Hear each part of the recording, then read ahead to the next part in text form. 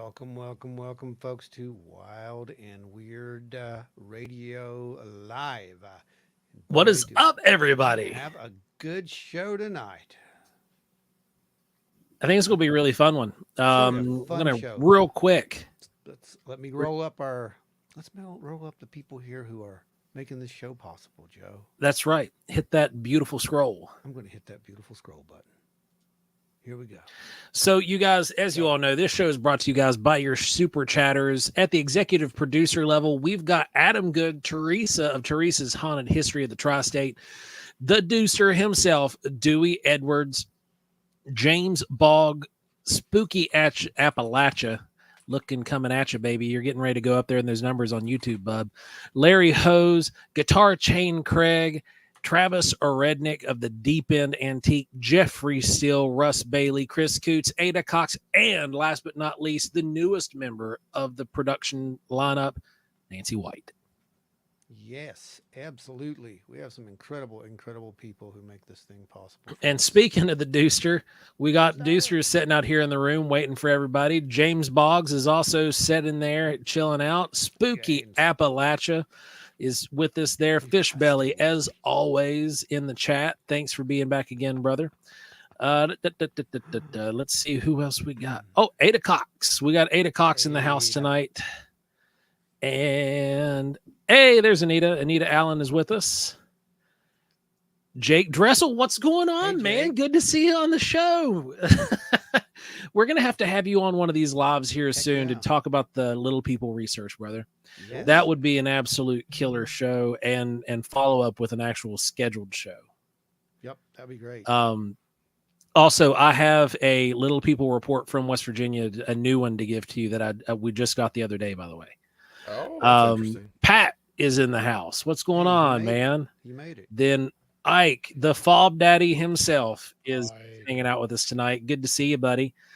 You got Lisa Zetner Kolsch. I hope I pronounced that name right. I know it's. Did you get that right, Lisa? I don't know. And then Mark Eddy is here with us. What's going on, man? Hey, you're actually here at the beginning of the show this week, and you're not just popping in the middle. I think we got everybody. Got them for now, don't we? Let's get them all. Oh, and Jake said, awesome. Sounds like a plan. Looks like we got a show lined up here for a couple weeks. Well, I'll get with you and we'll figure out a date, man. Yeah, that's a show coming up. Everybody, let's get it out there. Let's share it out to everyone and everywhere and make sure we get our people in. Remember to hit the like button on the video, share it with your friends, tell all your other friends who are weird or even skeptical to jump on. Weird or skeptical? Yeah, weird or skeptical. Well, that's the two categories I think everybody falls into these days. You might be right. You could be right on that. It could be just weird or skeptical. Yeah, I think that's so we gave you guys a little bit of a teaser last week as to what this week's show was going to be. Aliens, maybe. No. I mean, it's maybe in this case, maybe. But before we go into that, Pat says he can't hear me for some reason. All right, Ron's too quiet. Okay, hang on. That's what you guys are there for. Hang on, I know what it is. So before we get too far, remember next weekend is the Flatwoods Monster Conference convention. That's the name of it. I've gotten it wrong the last two times we've done this show. Yeah, it's not a conference. The Flatwoods, and as much time as I have spent on the phone about this stinking show, you would think that I would have it down. How do we sound there? Does that sound okay, Pat? Let me know. Ashley made it. I was wondering where she was. You're just a hair overdriven. Okay, down. How about there? Right there. That good? What's going on, Ashley? Okay. Make sure everybody can hear good. So next week, Flatwoods Monster Convention, we've got around 34 vendors. They're going to be packing out the vendor hall. We have 4 great speakers, and one of them dropped a bomb today that he has never before heard. He was going to. He said he was audio. Going to. Never before heard audio from the Project Blue Book case involving the witnesses, etc., around the Flatwoods Monster incident. Oh, dude, that's big. Wow. That's insane. We promised you that there would be disclosure of some sort coming to West Virginia. We And there didn't it is. lie. There it is. It's coming. And the man himself even said he was going to do it. He did. He is not disappointing whatsoever at this point. It's going to be absolutely historical, and it I think could he's good change. now. Are we good? Yeah. I think you sound good now.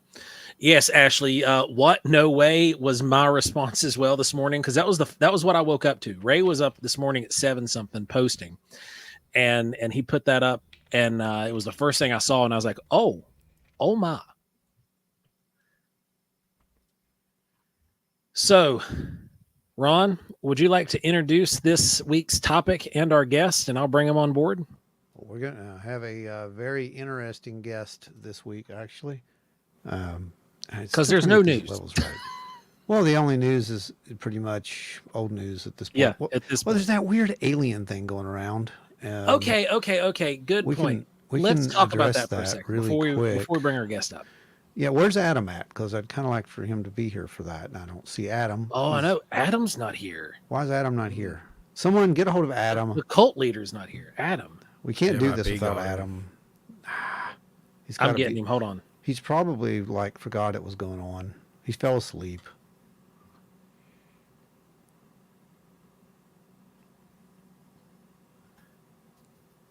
Where you be, my dude? Yeah, right. I mean, executive Must producer have climbed in that he's not white here. van that said free candy. Ashley says you just shared the biggest news about this drop at the festival. Nothing. You're not kidding. Like Oh yeah. I was blown away, and it's going to be very, very cool to hear this audio and be able to be there when that happens. I mean, he wasn't kidding when he said, you know, Yeah. you might want to alert the local media. He's not joking when he said that. I mean, there's actually going And to be I've- something to this. I've reached out to CHS and SAZ. Okay. So Anybody else want to follow up? By all means. yeah, absolutely. If get you out guys there. are local and you Okay, want he to did it. call and add to, hey, there he is. Yeah, if you're local and you want to call and get some, get them some traction and make them understand how big this is. It's big. The At least it could executive be. producer is here. Chris made it too. Reflections of the Paranormal's in the house. Bigfoot, Welcome, welcome. Littlefoot is in. Chris Welcome, my Coots friend. is here. Dead Meme is here. We got the house is full. All right, The go house ahead. is Let's, full. Adam, What- we want to get your input here. This image is floating around. It got reposted again yesterday, and it was a full body capture of a small, for lack of a better term, perfectly depicted alien, about 3 foot tall, roughly. This image originated several years ago, but made its rounds last year on Instagram, and we'd been able to find several of those posts. But it came back up yesterday, and it was being shared by some very credible sources. So, Ron, take it from there. Well, we tried to figure out what's going on with this because here's the funny thing, and I thought this was just hilarious. Everybody that has looked at this now so far, all of us have looked at this, and we're all saying the same thing. We've seen this somewhere, Mhm. but we don't know where we saw it at. And we saw it before last year, but I don't know where it came from. Well, I'm fairly certain the documentary that it came from, it was a picture of a guy who had been having an array of contacts. And I remember in 2020, I watched the documentary. See, 'cause even there's Ashley nothing else says to do. she's seen it. She's seen it. Who is it? Ashley even said she's seen it. Yes, Ashley's seen it. So she's seen it too. And then Anita says, I swear I saw that alien back in the MySpace days. It's very Man. possible because that photo is real grainy. That was a real photo. That's a scan of a real photo. Yep, it's a scan of a real photo. And it's digitized on top of that. That's why it's so grainy. I But think I remember the story. It was like they heard weird noises and they took the camera and just flashed a picture and got that on the picture or something. if that makes sense, if you look at how it's posed, my thing is that's a physical object. That's not Yeah. CGI. It would have been a prop It if would, if it's not something really there. yeah. If that's not I wonder something if it's real, like a cut from a it's a movie. prop. I don't think it is. No, it's not from a movie. I'm fairly certain it's from a documentary, and I'm going to find the documentary. It was straight to Amazon. Which it production. could have been. He could have released it to them, you know? Yeah. And the story is it was 2004 is when this was taken by a security guard in Mexico. And, you know, maybe, I don't know. You know, Because there's some, if you go onto Amazon Prime and you go and you just type in UFO documentary, you're going to find oh, geez, don't even do it. It's ridiculous. it's insane, and the majority of them are in based out of Latin America, from Puerto Rico all the way to down into Peru. You know, it's ranging from it encompasses all of Latin America, and there's 4 or 5 different individuals who are from either Mexico City or Guatemala, and I think one of the guys is from Honduras. yeah. That covers all of these UFO topics, and it's part of their production line. But there's dozens and dozens of these documentaries. Adam says it's accurate. If it's a puppet, it's a damn good one, and it I reminds agree. me of my friend's 2004 Nikon film camera. Yeah, I mean, I agree that it's period. It's for 2004. It looks like Yeah. it came from 2004. If that's a puppet, man, that I want that puppet. right. I want that puppet because that is some serious work right there. Hang on. I'd like I'm to see gonna the pop it up photo. Will here. you show it? I'm doing it right now. Yeah, Ron's getting ready to snag it and throw it up there. I'm going to put it right up here right now for you guys. And overlay. James, we're getting ready to fix that for you. What's going on? Oh, the photo. There are people asking about the photo. Something just happened. Hang on.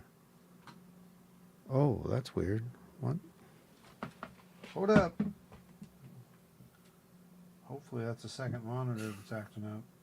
It's not the second monitor that's acting up. What is that? Maybe I'm not supposed to show you guys. Give Hang me a on. second. I'll show you. I'm still working on it. What? Where did it? Huh. There you go, boys.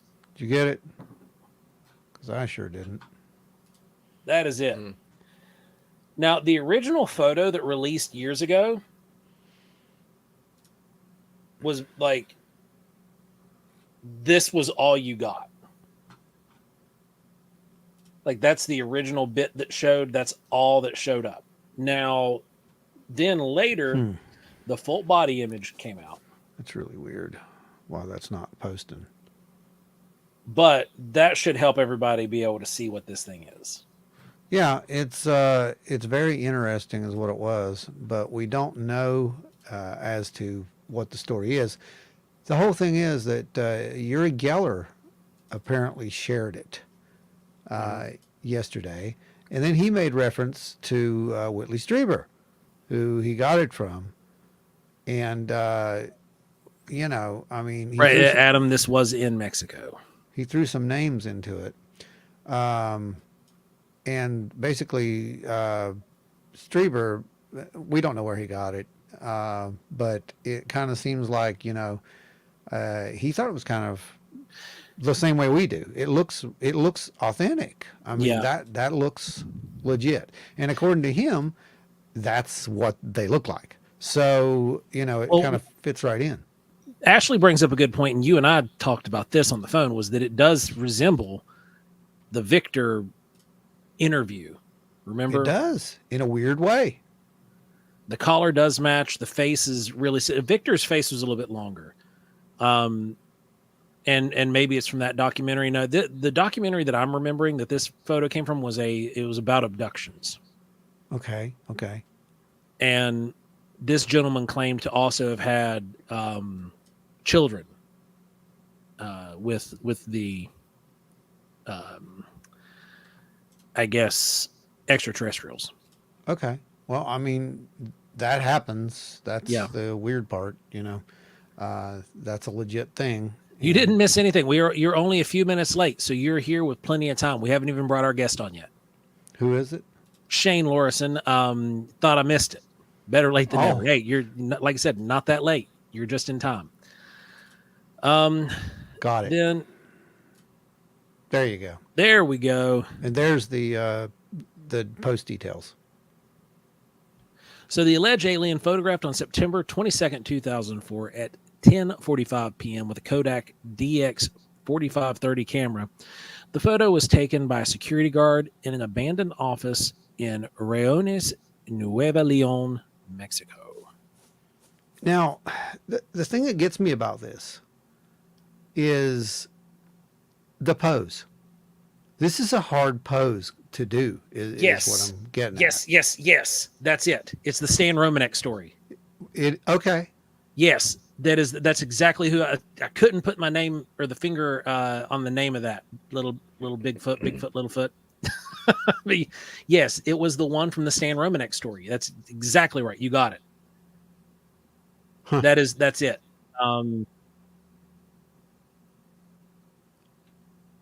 Yeah, it's pretty fascinating. It really is. Just the color of the eyes, the skin, everything about that is just. Oh well, now the Stan Romanek one. Yeah. It's not that. It's not that one. That's not it. Give me a second. This one's way better. The one that we're talking about is way better. Is what you're saying? The one that was on the screen is way better. This is way better. Okay. There's something about this that just looks right, and I don't know how to explain that to anyone else, but that looks right. Okay, so here we go. That's the Stan Romanek. No. That's way off. Yeah, that's way off. That almost looks like the little guys from what was the name of the movie they did about Betty and Barney? Oh yeah. It looks kind of like those guys. But look at those eyes. Yeah, that one. Okay, Bigfoot, Littlefoot. You were dead on. That was the documentary that I was thinking of, and this is not the same one. It's not the same one. Can also tell you that there's a little bit of a shape difference in that head. Looking at it straight on, the eye difference. The eyes in the other one were slanted and. Oh no! I'm talking about just look at its head. That head. Yeah, you can see right here. There's like divots. Yeah, this is almost an elongated head. You see that, right? That's like I said. I'm gonna have to make one of those now. If this was taken in 2004, where did it come from? Because you couldn't go out and buy them. Not in 2004. It says right there where it came into Mexico. Right. But what I'm saying is you couldn't go out and buy one of these if it's a prop. Oh, yeah, no. That would have cost you thousands of dollars back then. Dude, yeah. And Adam says it's a beauty of an image. The importance is that everyday doorway, we can find this in any home. It's not an operating table, a lineup with a ship. It is something we all have. Yeah, it's a screen door. Yeah, man. You're 100% on that. Anita says, I remember that documentary and the woman who was pregnant in the one and then not. She got to meet her daughter. Yes, that was the same exact one. Okay. A doorway in our dwelling. You could place this photo in a snapshot of a home and it's accessible to be integrated seamlessly. It's also in a basement. It's perfect. I mean, it's literally perfect. Where many people have the spot in the house they fear without remembering the cause. The subtlety of this is a chef's kiss and very timely in what you've recounted with memory. We're both saying where'd it go? We're both saying the same thing. Yeah. It feels right. James Bogg says it looks like one of those mummies they found in Peru. It's the Paracas, the elongated skulls. No, he means the little ones that they just dug up there a few years ago. James Earl Jones was Barney Hill. He was. Yes. Wow, really? Yeah, a lot of people don't know that. It has no mouth. How does it consume food? Dude, what you just said. Well, what you just said. It does have a mouth, by the way. They're very, very, very small, but yeah. It might eat with its butt. I don't know. We don't know what it does. But I have ideas. It was peeping in his kitchen window. Yes, the Romanek one. It was peeping in the breezeway in the kitchen window, not the breezeway, but the sliding glass door in his kitchen. Just like this image, oddly enough. And I wonder if they were inspired by the same. Hey, because there's a it was often possibility. said that Romanak's encounter was hoaxed and someone played a joke on him. Shane Lorison, I really hope that the little creatures are kind and peaceful. That makes two of us. Ashley Hilt says it looks kind of pregnant to me. The lower stomach is very bloated and almost looks like a different collar, but I'm just speculating. Yeah, it does. And there was some mentions of that it might have been a female specimen because the way the belly it had female parts. Essentially, that's what Later they in say. Yeah, yeah. They say that is a female. If it is, it's a form of hybrid of some sort. Spooky says Oh, it. hey, I know where we twins. saw that from. Check this out. It was apparently floated around on TikTok earlier this Yeah. year. Yeah, It yeah, was but we mostly we just all the top Well, feel yeah, part we of it. found the That's probably where TikTok we've seen accounts it. and we also found no, the we all Instagrams feel from last year and the all of us feel Twitters that from we've last seen it at a different place. This thing we've seen it somewhere, not just on Twitter or within the past Well, no, year. me, I've only seen it on the internet. That's what I mean. But we've seen it like somewhere Yeah. earlier than this, earlier than 2022 is what I'm trying to get. And I know Adam we says didn't you can it see in its 2023. vagine Yep, that's what they say. If that's what it is. for anybody who's seen that movie. You'll get the reference and laugh. I know Ashley's probably seen that movie. I know Ashley's laughing. It doesn't matter. But Ashley said, no, I feel like I've seen this for a long time ago, like 10 years plus. Right. Yeah, yeah. And we Right. kind of agreed with that too. Like this was old era, early Facebook days kind of deal. Yeah. Yeah. This So was like UFO forums old for me because I swear it was like pre MySpace that I can remember seeing this. Nancy's here. Okay, we ready to get our guest on? Or you guys? Anita says we're all from another reality where this was around 2005, 2010. That's true. That is very true. If Yeah. you're this could fall right into the Mandela effect, guys. Oh, Or geez. maybe it's like Doctor Who and they wiped your memory so you can't remember it. Yeah. Maybe. I mean, that happens. I have one of those guys back here on the shelf. That happens. What can we But say? all right, guys. Ron, go ahead. Lead into the show. Well, tonight's show is going to be a fun one. Sorry we kept you waiting, my man. It's going to be a really fun one. We're going to actually have a very special guest, one of the most talented, I think, people that I've met who I'm going to let him talk when he gets here. He has a story to tell. I'm not going to ruin it for him. I'm not going to set it up for him. I'm going to introduce you to Cole Eutsey. He is the keeper of a very unique artifact, and he's a very special individual. And we're going to introduce him right now. Cole, can you hear us? Yes, I can. Can you hear me? Yes, Loud and clear. absolutely. Can everybody else hear Cole out there? I'm betting you can. Cole, Hey, Scott, good to have you with us, man. I didn't want to take away from this. I want you to just very briefly introduce yourself, and then we're going to introduce your friend back there behind Right. you. So, I'm Cole. I'm 16 years old, but I've been working in energy work and Reiki, and like shamanistic traditions that I work in since I was 7. I am a Karuna Holy Fire Reiki Master, and I'm a Mesa Carrier in training, which is a Peruvian lineage of shamans. And he's 16. Let me explain what that means, basically. You guys remember when Yoda said that Luke was too old for the training? You know, where they have to like get the younglings and bring them up. Well, no one really brought him up. He just kind of knew the stuff. So we have two anomalies here. We have someone who basically had access to some kind of incredible knowledge. You know how I feel about that, the Akashic Record, same thing that kind of happened with Edgar Casey, in my opinion. And he somehow managed to also come across another incredible artifact, which comes into play metaphysically as well. There are no coincidences. We've talked about this multiple times at this point, but Cole, tell us the rest of the story. So back here, this is Otos. He is an ancient basalt skull. He was found in central Mexico a number of years ago.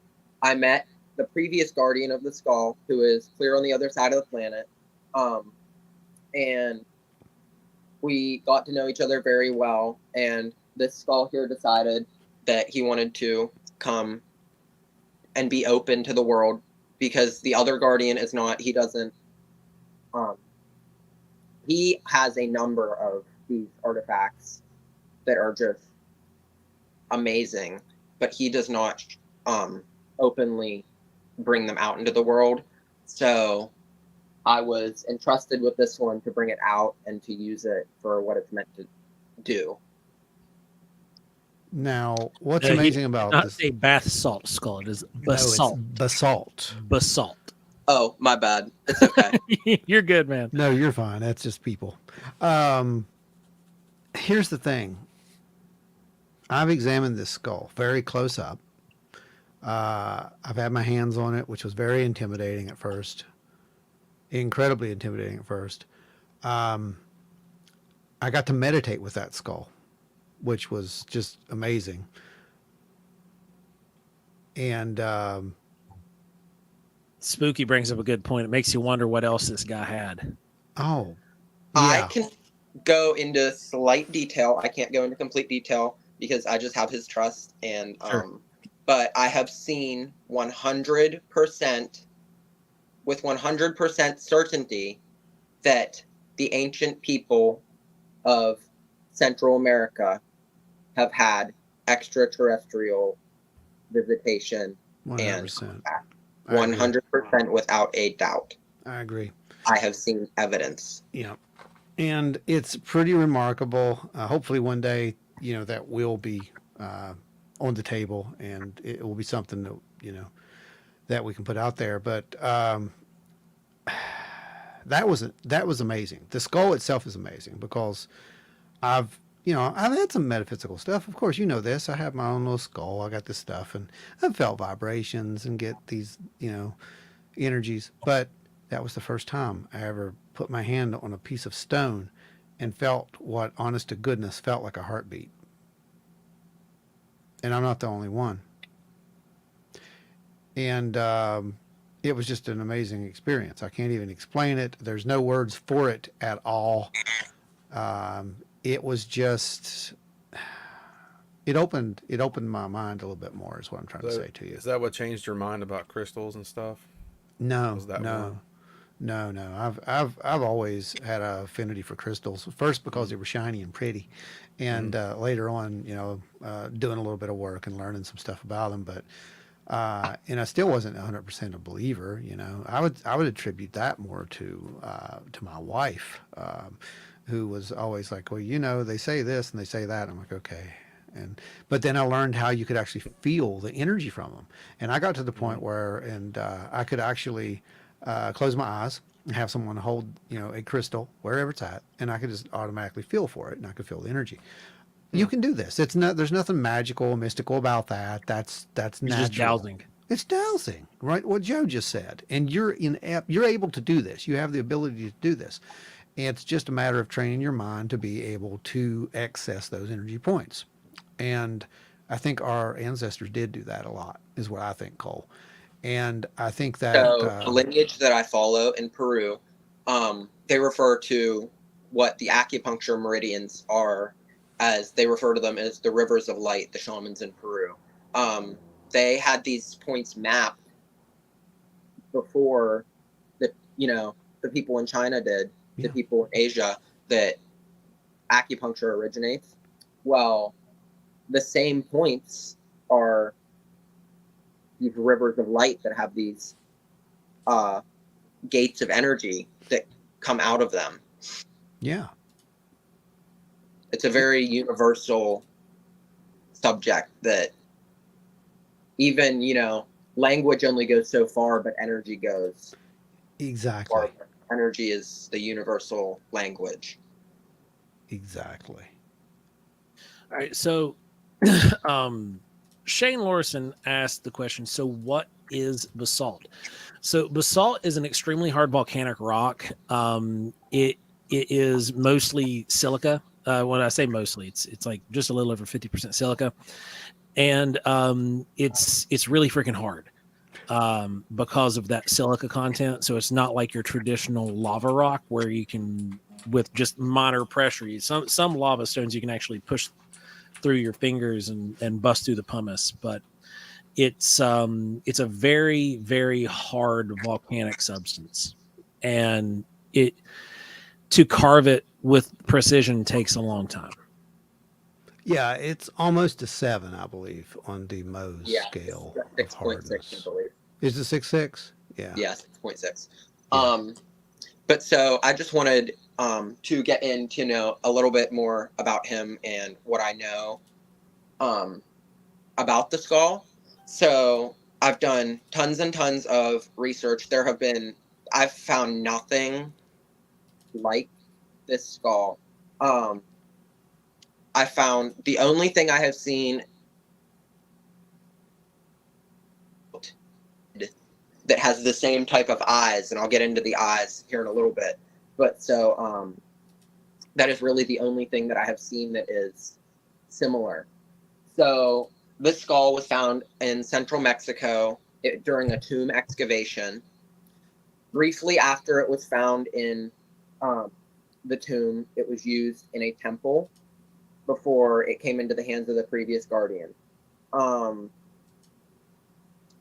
So real quick, Yeah. Cole, I'm going to pause real quick because you've said the word guardian a few times, and just for our audience who won't be familiar with that terminology, could you explain what it is, what it means to be a guardian of one of these items? So these items, you see all these, when you hear about the crystal skulls, they are accompanied by a person who comes into this sacred relationship with them. So you think, Max the Crystal Skull, Einstein, Synergy, all the different crystal skulls that you see out in the world and that are used for healing of other people. So the guardian of one of these objects is really, you're the guardian of the energy. How it was explained to me by the previous guardian, my mentor, right? So you are the guardian of the skull's energy, not just the skull itself. What that means is that you are the deciding factor whether, this skull is going to be used out in the world to heal people or stay in a private collection. You are, you come into the first time, I remember the first time I put my hands on the skull, it's just such an intimate connection that even if you would, book a session with one of these ancient crystal skulls, you connect to their energy and connect to them. But when you are the guardian, you are them. You are a living representation of their energy.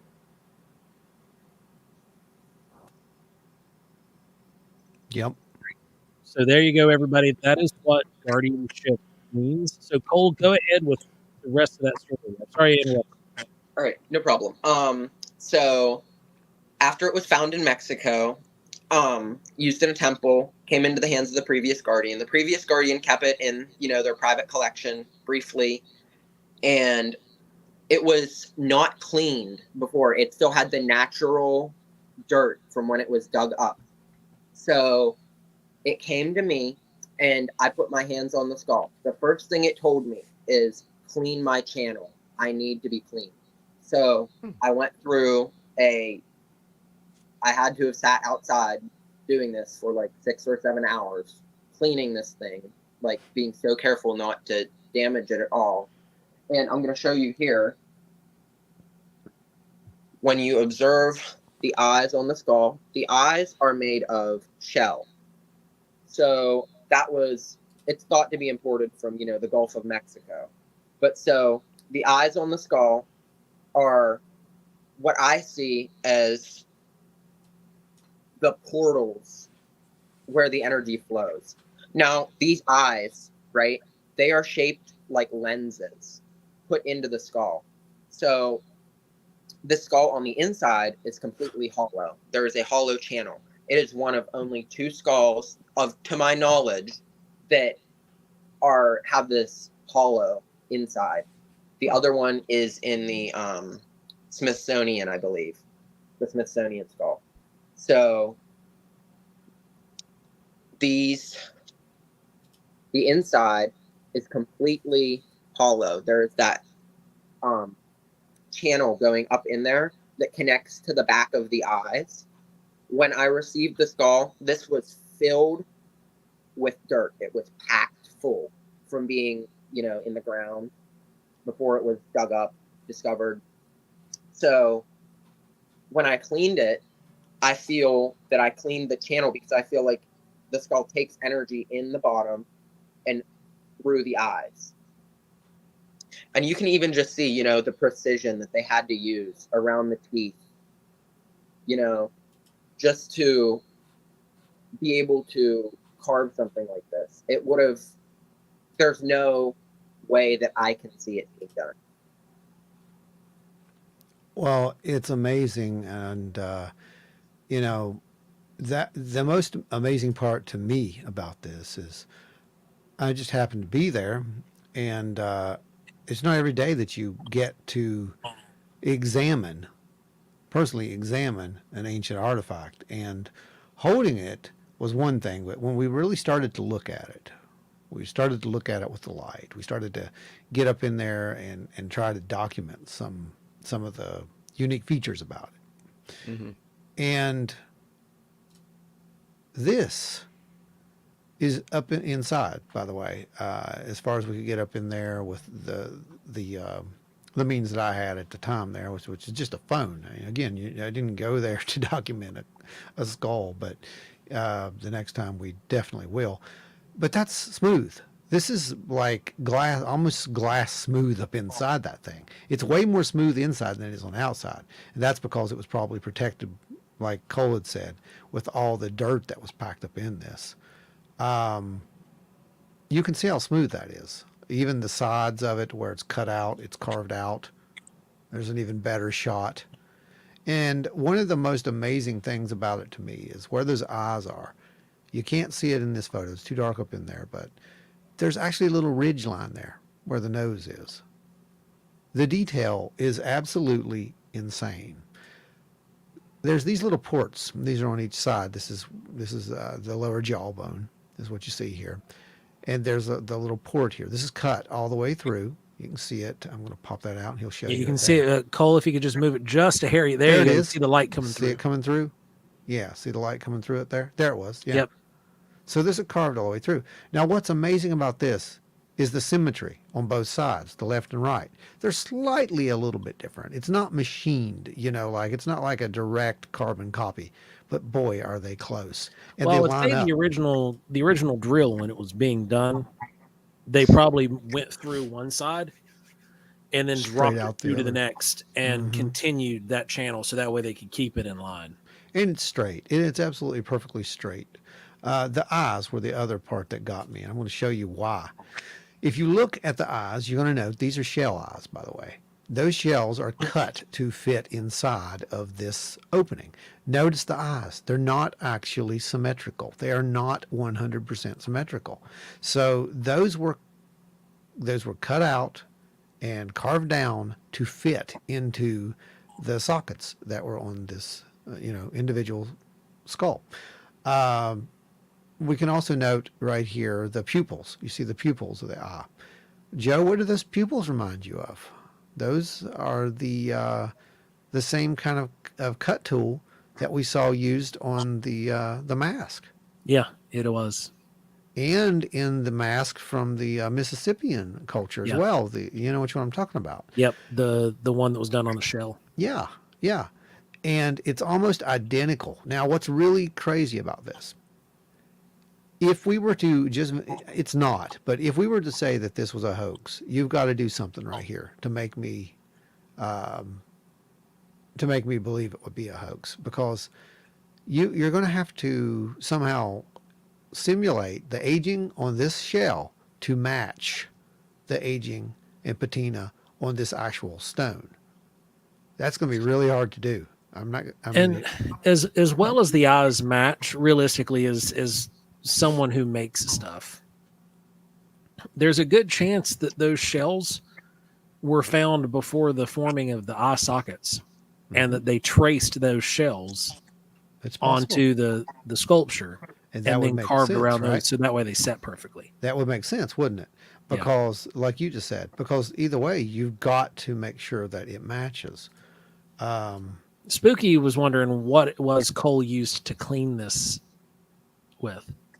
So the outer skull, I didn't use anything except water to, a penetrating substance like that could potentially damage it. So all I used was water, and I just sat there and rubbed the skull. Before I did that, the inner channel of the skull, I pulled the dirt, so I still have some of the original dirt that came on it, that was, from the ground, that was up inside the skull for That's however many awesome. thousand years it was buried. But Absolutely awesome. I just kept, rubbing it. I went along the teeth and just meticulously picked out all the little grains of dirt that were in there.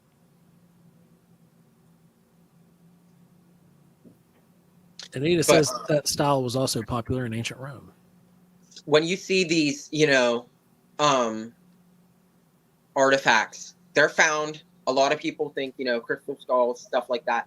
A lot of it comes from Mexico, but when you really, look, maybe the crystal skulls are from Mexico, but we have origins that are found all over this planet. We come from a place that is, one. We come from one place. We're not separate.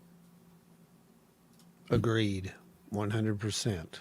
I think there was a bit in my presentation last night at the end where I actually went into that we all need to start realizing it's, we are the one. If we want to make change, it's us. We are the one who have to do that.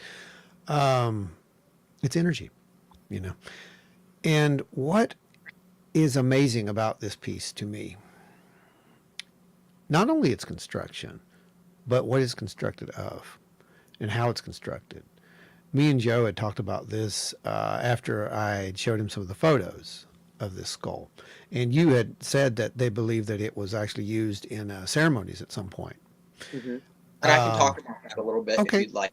Yeah. So the ceremonies, and I'm sure that none of the other, crystal skull guardians, because a lot of them are very focused, love and light, which I understand. But the history of the pieces, because that's not all they are. These were used in many, many ceremonies that now would be deemed, evil. In a biblical sense, you'd be in a penitentiary. Yeah. Like, these skulls, everything, they would have been used in human sacrifice, other things such as that. Because a lot of them in those cultures, specifically Mexico, Aztec, Mesoamerican, a lot of them would have been used to represent the god Mictlantecutli, which is the god of their underworld. Yeah, the god of death. Yep. And when they would do those offerings to that deity, they would partake in human sacrifice. So there is a dark history to these artifacts, as well as one of healing and light, because that's not saying that they carved it for that purpose. We don't know that they even carved it. We don't know that it wasn't gifted to them. We don't know where they came from. We just know they had them. The previous guardian thought that this skull was Aztec because the other skulls that have been found and deemed to be Aztec share similarities, such as like the eyes. That's, the structure of the skull itself is it's very similar to other skulls that are known to be Aztec. And that is why it's thought to be, it was at first thought to be Aztec. But we don't know that it, and it came from an area that the Aztec were prominent, but there were other cultures prominent there as well. We don't know that it was Aztec. We don't know if it was Olmec. We don't know, we don't know if it was Mayan.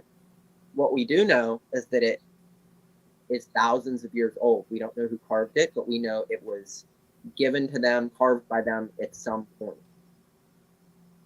Yeah, and it's really, we've talked about this in our Crystal Skull episode we did. Most of your archaeologists just look at these and say, "That's not real," because it's an out of place artifact. There's technology here that shouldn't have existed thousands of years ago that allowed the creation of this. To make one of these is just, you get one shot. This isn't like, you're going to remold that if you mess it up. It's not clay. That is stone. That is very hard stone. You've got to cut it out. You've got to rough it out. Then you've got to start polishing it. Polishing that thing, I can't even imagine how long it would take to do that with ancient technique, if it were even possible. That's why they think that it's an out-of-place artifact, because today we can recreate them. Obviously, we do. We buy them in shops and whatnot now. But back then, if you're looking at something that's thousands of years old, how did that happen? One of the other cool things about it are those eyes. Now, those eyes, guys, are translucent, which is very cool. The eyes are also held in there in place. Yeah. Spooky said, "Joe, when you gonna make one?" Done did it, buddy. Done did it. So the eyes are held in place with with actual pitch. Now, that's a huge indicator to me that it actually is very old. I think it is anyway. It's not just pitch that has been put in there and made to look old. It really is old pitch. I can see that by, we were able to get up in there and look at that. Also, we think that it may have at one point in its life absolutely been used in some ceremonies, and there may be a little bit of trickery involved, possibly by putting a flame underneath that thing, and those eyes would light up if you did that. They absolutely will light up if you do that. It could have been a flame, or it could have been one of those ever-burning lights, Yeah. So again, this could have been ancient technology that was employed there as well. We think it's possible that it could be in a flame, because this would also act as a very good air duct right here and allow airflow to go through and help illuminate. Not just to help illuminate, but like these folks back then also had an understanding of luminaries and how to fire pottery. And if you did not have those vent holes, this bad boy would 100% explode. Yeah. And basalt is, this is why the previous guardian thought it was used in healing ceremonies. Basalt is known for its heat retaining properties. I love to just take it out in the sun and sit with it because it gets so warm. It retains heat very, very, very well. Wow. So yeah, I mean, and you were talking about the ceremonies that they were used in and whatnot. It's really important to understand when people see these artifacts, they're neither good nor bad. They're artifacts. They are tools, just like this nail clipper is a tool.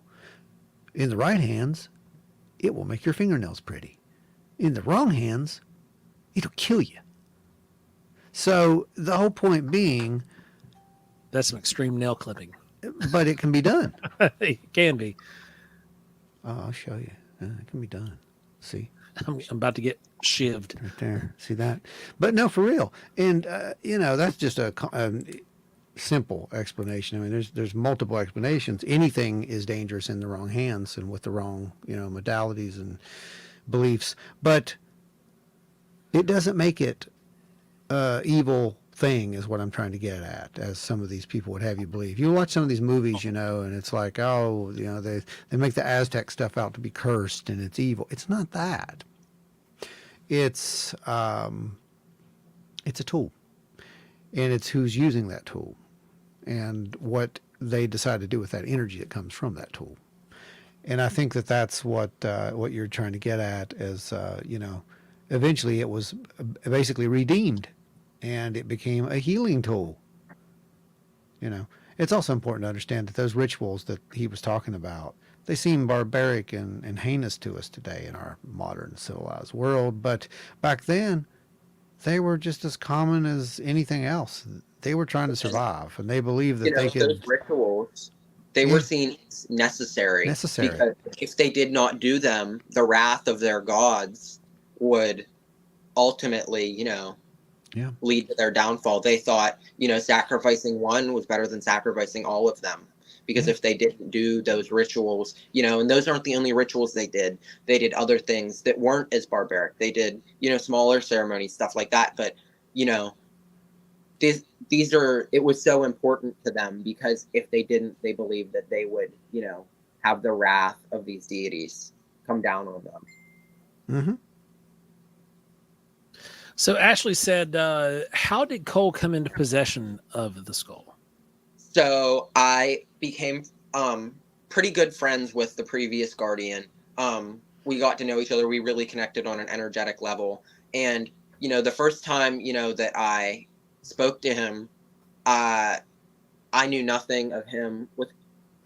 I didn't know zero about him, and I sent him a bunch of messages about crystal skulls. He's never nothing.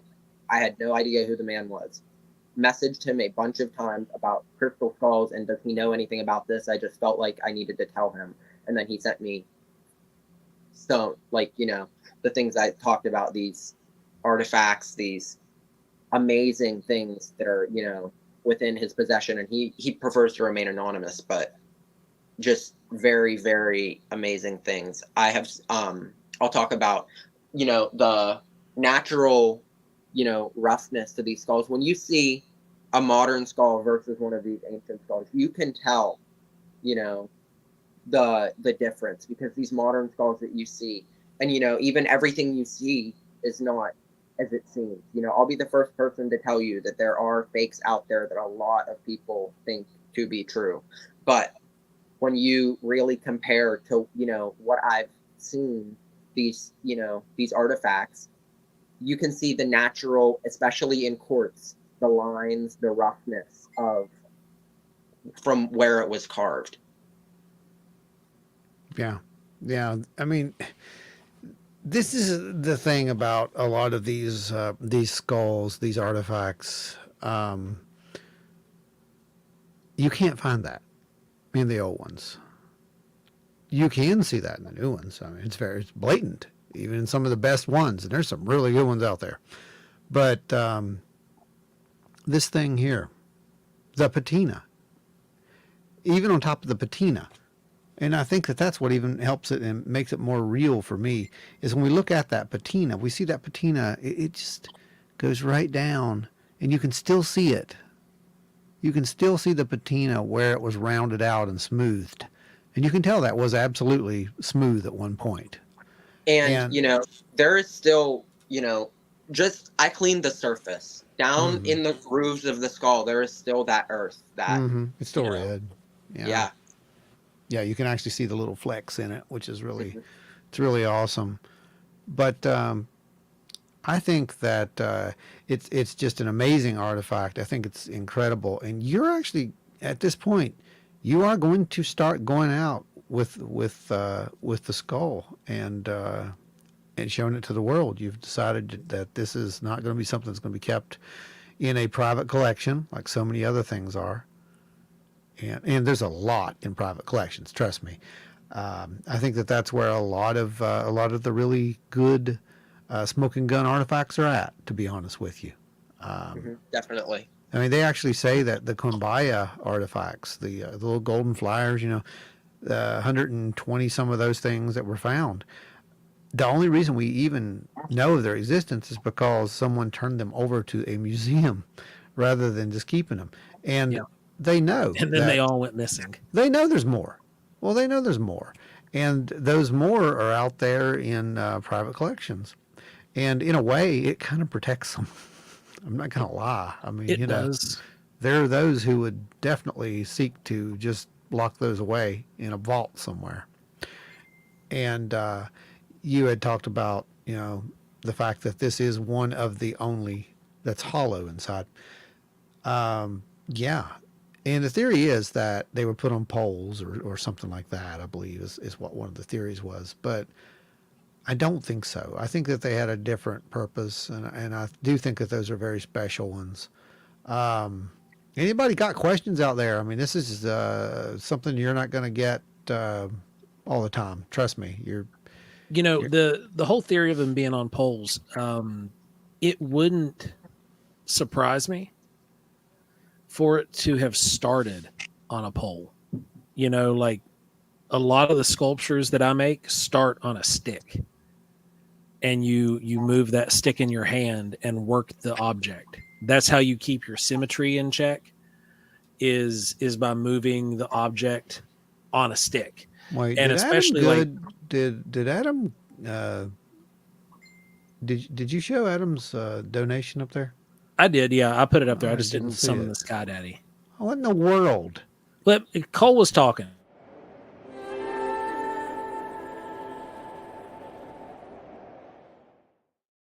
I was Okay, wait. okay, that was good. Sorry about that, Adam. I just scrolled up and saw that. Spooky says, "How long have you had it? Do you ever have dreams where it's present?" Oh, So it came into my possession this past year. And I've just, completely, it has changed my life to a point where I cannot imagine not being with it. You know, dreams are a very common thing for me to have crystal skulls in my dreams. I dream about them all the time. Um, and I get so many messages through them, That's kind of that's my little indicator on whether a dream's important or not, if there's a skull in it. that makes sense. That makes a lot of sense, actually. But guys, by all means, feel free to ask your questions. Anything is pretty much on the table at this point. If you got questions, please ask. Um, we had talked briefly about how I kind of introduced you, and I've seen it pop up here in a couple of times that you're one of those people who have the old soul, so to speak, um, or you've tapped into the Akashic record or whatever it is. But when was the first time that you had the feeling that you were just a little different? So I have two different experiences. Okay. The point where, I really opened up and the point where I knew this was real. Yeah. When I was smaller, I had an experience where I'm involved in martial arts, and I finished up in martial arts, and the one night that I was there, and I was very young at this point. I don't even know how old I was, maybe 9 or younger. And I finished up for the night, and I think I was leaving early, actually, a little bit early, because I felt sick, and I had my mother come and pick me up because I didn't feel good. And she was talking, and I went out to the car. While I was in the car, I don't know if I passed out. I don't know if I wasn't here. What happened was first thing I saw were the ground looked like clouds, and I saw gates in front of me, big golden gates. Now, they went clear up. I couldn't see the tops of them, and there were 2 staircases that came down around a pedestal in the middle. Now, on this pedestal, there was an angelic being. I don't even know how to describe the being, but I, was granted permission, whatever, to go through, apparently, because I ended up in this house. Now, when I was in this house, I can describe the house. It had wood, like paneling. It looked like paneling that went halfway up the wall, and then the rest of it was white. In the center of the house, there was a staircase that went up. On the right and the back, I could see like a grandfather clock, and to the right, there was a big dining room table. And but so there were pictures all over the walls. In this house, I experienced, seeing family members of mine who crossed over, who had passed. My grandfather, my aunt, these individuals who I had never met or passed when I was 2. I have no memory of them on this plane. I met people who were generations back that only, my grandmother knew. And when I came back, I had been fully convinced. I had thought I had been there for 2 weeks. I thought that when I came back, I was fully convinced I was out for 2 weeks, and I woke up. It was 2 hours later, I woke up, and I said to my mom, because I was young, I didn't really understand. I thought it was just a dream. I said, Pappy loves you. I said to my mom, he told me. And then she was like, what? And I, kind of explained. And we went and I talked to my grandmother and my aunt and different members of my family. And I could explain things that the family members had said to me, things about them in detail that I had never even seen pictures of them. They pulled out pictures and I could tell them their names and who was who and things that happened to them. So that was really my waking up moment. Now, I was really interested in this stuff, but at that point it was more of a hobby for me. Then when I was in about, 6th grade, I think it was, I woke up one morning and I suffer from chronic migraines. And I woke up with a migraine. Wait, how long have you been having those? Since as long as I can remember. They're hereditary, so my entire family has them. But so, yeah, I feel you, dude. Yeah. I'm I woke up right now. I had no idea what was wrong with me, but I screamed because I could not move my legs. My legs were completely numb from the waist down. I couldn't move them. I tried to get up. I crawled out of bed and I fell on the floor. My mom had to come get me off the floor, take me into our kitchen, sit me down. I had no idea what was going on. Right. So we got in the car, we went down to Children's Hospital, and I'm about, an hour away from there. We got down there and we had no idea what was wrong with me. The doctors tried to send me home because they told me it was in my head and they couldn't do anything for me. We got a second opinion. They had no idea what was wrong with me. They blamed it on the migraine. I got admitted. And over the next, week and a half, I got, if you know what a migraine cocktail is, it's a mixture of, it's through an IV, but it's a mixture of different medicines. And I was given over 10 of them in that week. Oh and my gosh. It did nothing. 0.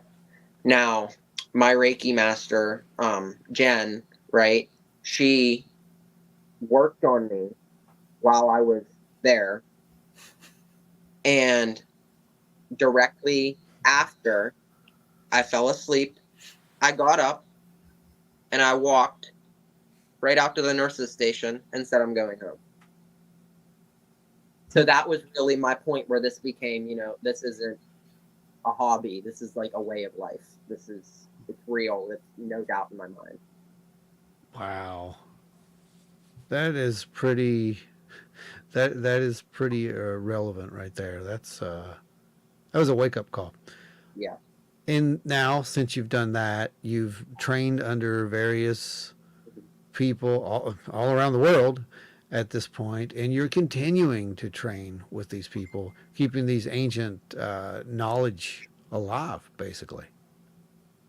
And, I think that really fits in with the skulls, because these skulls, That's what they're doing, right? Being a guardian of one of these skulls, what are even our skulls? That's why I believe, anyway, that's why the ancient people carved them, because they are something that doesn't represent this race, that race, whatever.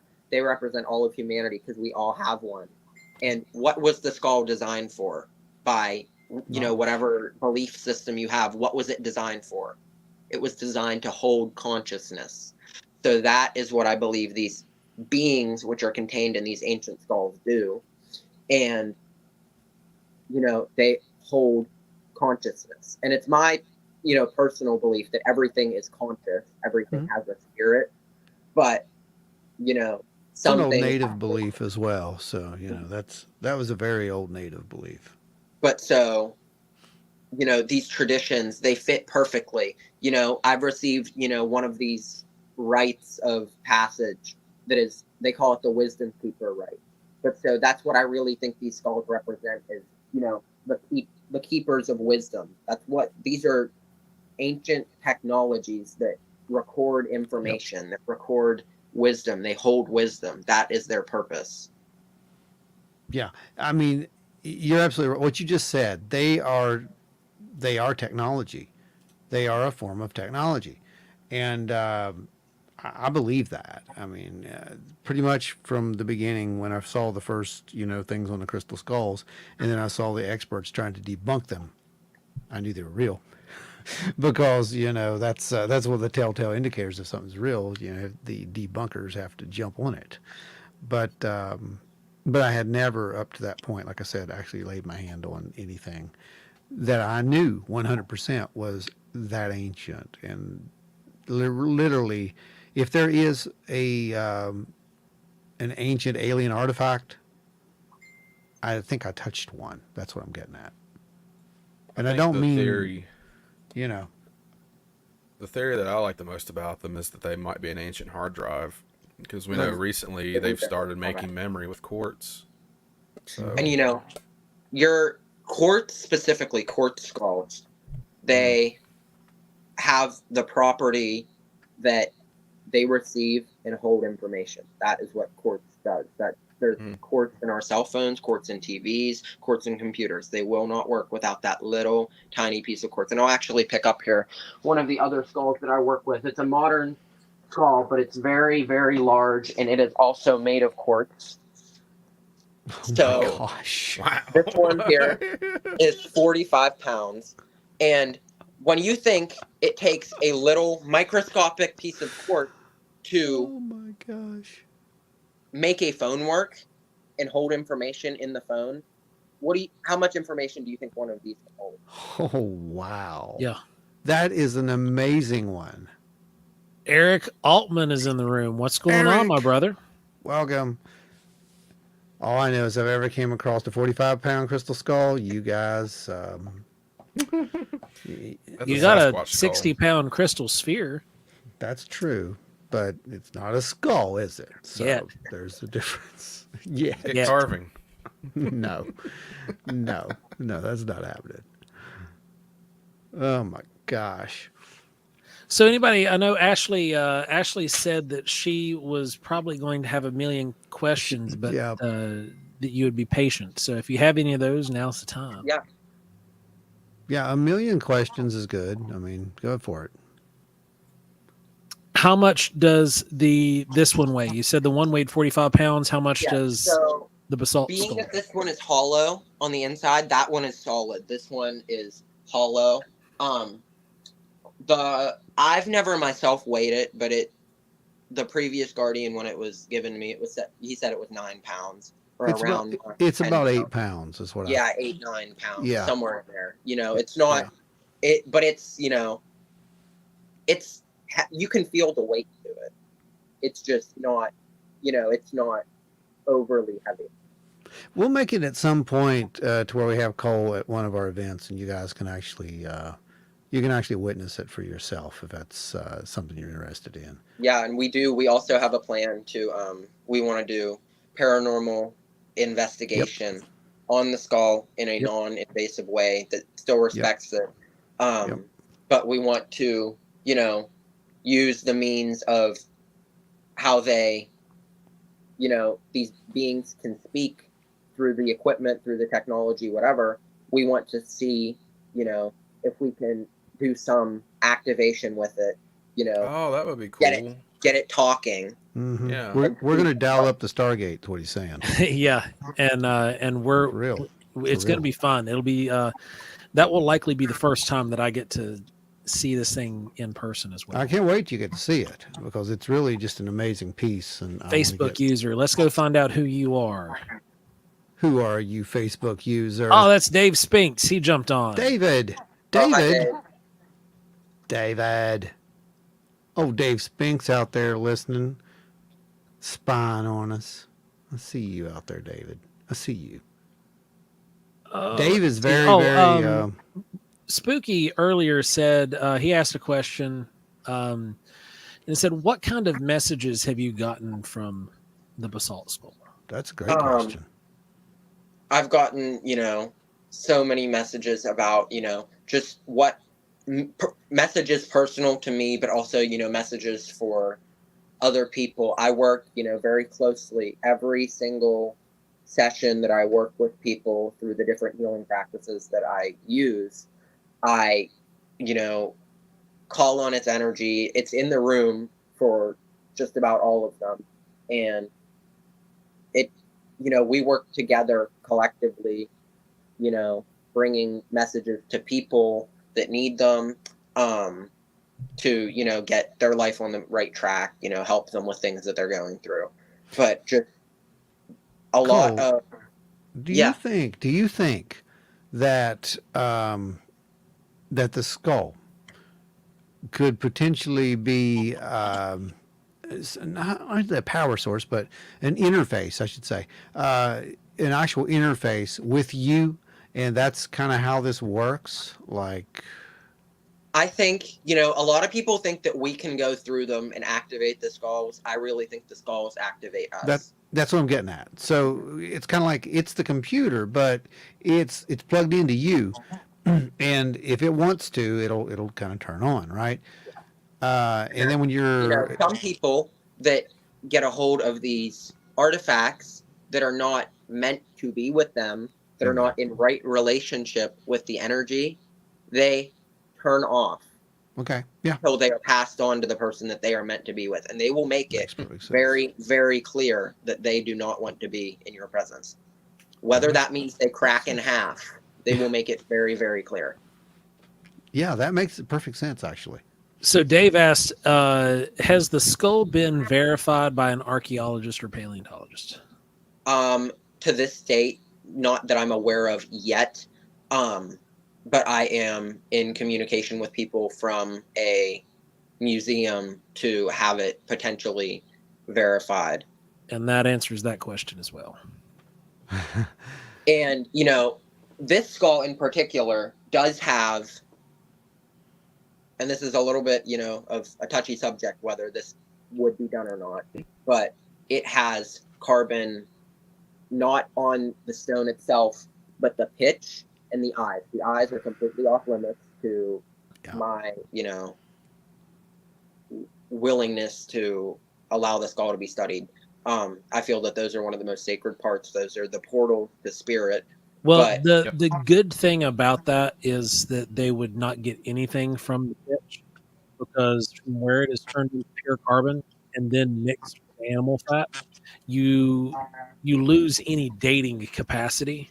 Okay. From the carbon, so they wouldn't be able to get anything. Now, however, the material that you removed from the cavity, That's what I said. if there was any kind of biological plant matter or anything up in that cavity with that dirt, that could indicate how long at least it had been filled.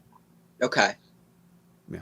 I think that's one of our issues with them, guys, is that you can't date them, right? I mean, that's one of our biggest a lot issues. of them are made of materials that you cannot date. There have been some things that have been found, some of these out of place artifacts that have been discovered where they've got wooden dowels, and you can date the wooden dowels. They've found pieces that had things with animal, like antler or bone. Those can be carbon dated. However, the stone is stone.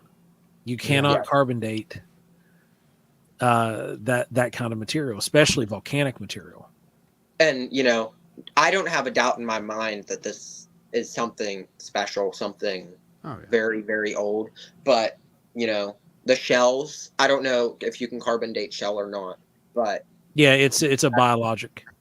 Yes, and it's just completely out of the question in my opinion. They would literally destroy it to take. It would. It would destroy it to do it, because they would have to take out a sample that was larger than what you're willing to offer. Yeah. Now, as far as the tool markings go, there are none. I could not see actual tool marks in that thing, and believe you me, I looked. Well, whenever I get the chance, go for it. I'm ready to rock and roll. Yeah, We're gonna see if we can find any, but No. There's, with it being basalt, you're dealing with something that was likely carved with a quartz instrument. And you're dealing with an extremely hard substance. Now, on quartz, you can find tool markings, but because the porous nature of basalt and any other kind of volcanic rock, it's going to be really freaking hard, especially once the sanding and polishing is done. It's going to hide it very easily. That's true too. And it is very, very, it was at one time very, very polished, because inside of it, it still is polished. So, yeah. Anita Allen said she checked the nightmare. Nothing matched the photo from that. So we're still trying to figure out the talking alien about that photo, right? Yeah. Yeah. Well, if anyone can figure it, I got a feeling we can figure it out. I think it's funny. Last year they were trying to say that was caught with a Ring doorbell. Oh, really? Is that what? Yeah, on what the TikTok, story that's was? what almost all the videos said. Captured on Ring doorbell in Las Vegas. yeah, in 2004. Oh my gosh! Just shows you how stupid people on TikTok are. Boy, I'm gonna have to get my TikTok account rolling and just bust people have fun. on TikTok, make enemies. Have fun getting sued. Yeah, have fun. They're all crazy. Yep. So, They can sue me all they want. I got nothing. well, yeah, exactly. There's no. What's the I point have to a sue basement you? full of reptiles and Bigfoot art. Good luck on squeezing anything out of me. Yeah. I'll ask. You have the skull. You have the giant crystal skull. Mhm.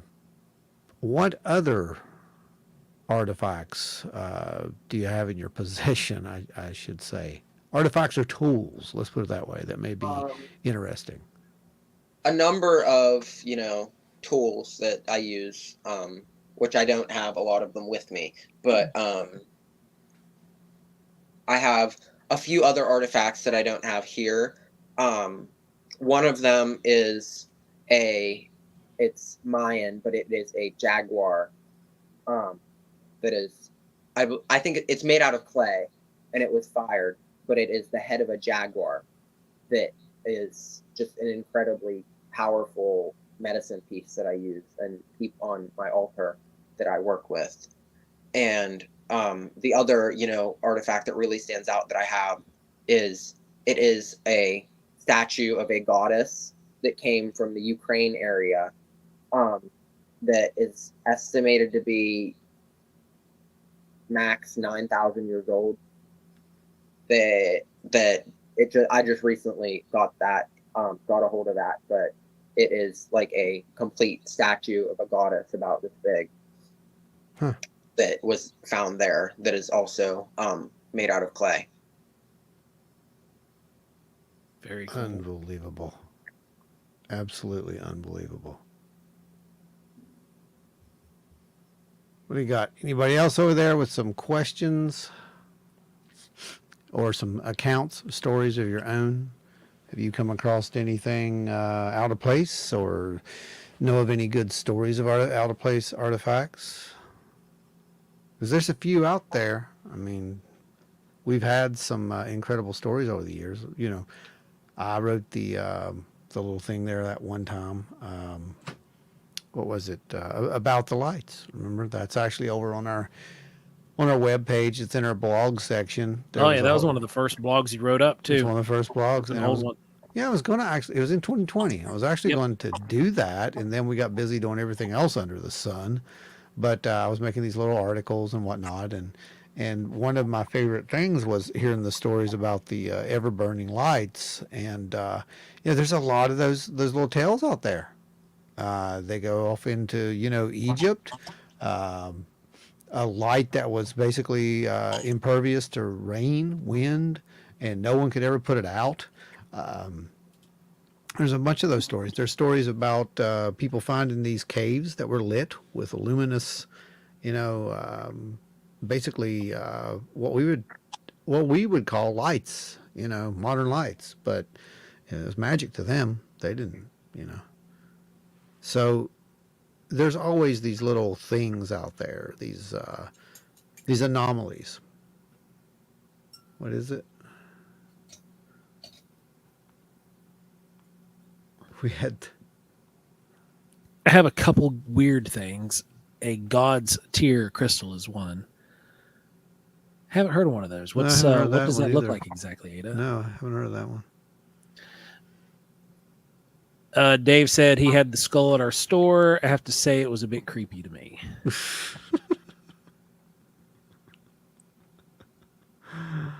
Oh my God, that's hilarious. I've had people that are, scared to touch it, and I just Dude, it's, I was intimidation factor. I was terrified to touch it. I told you. And then, we sit down and we started talking, and you're like, you want to touch it? And I'm thinking, when are you ever going to get a chance to do that again? Ever. So, yeah.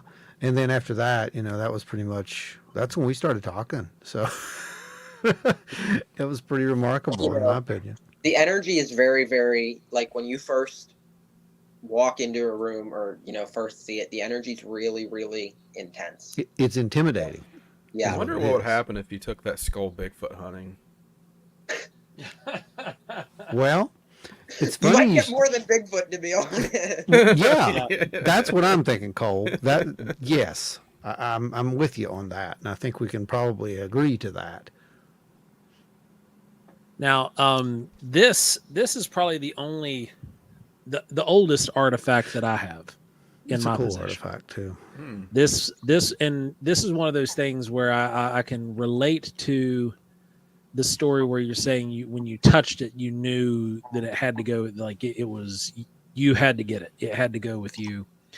When I saw this thing and held it, I couldn't put it down. Ron can attest to it. He was there with me when we found I it. told you to get it. Yeah, and Ron was like, "You need to get that. You need to get that and take it home." And this is a Adena ceremonial.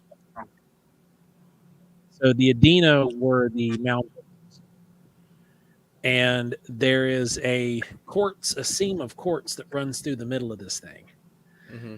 which means that napping it would have been a very delicate process because it would want to cleave on that piece of quartz, and it would have snapped. I honestly, for me personally, I don't believe that's Adena.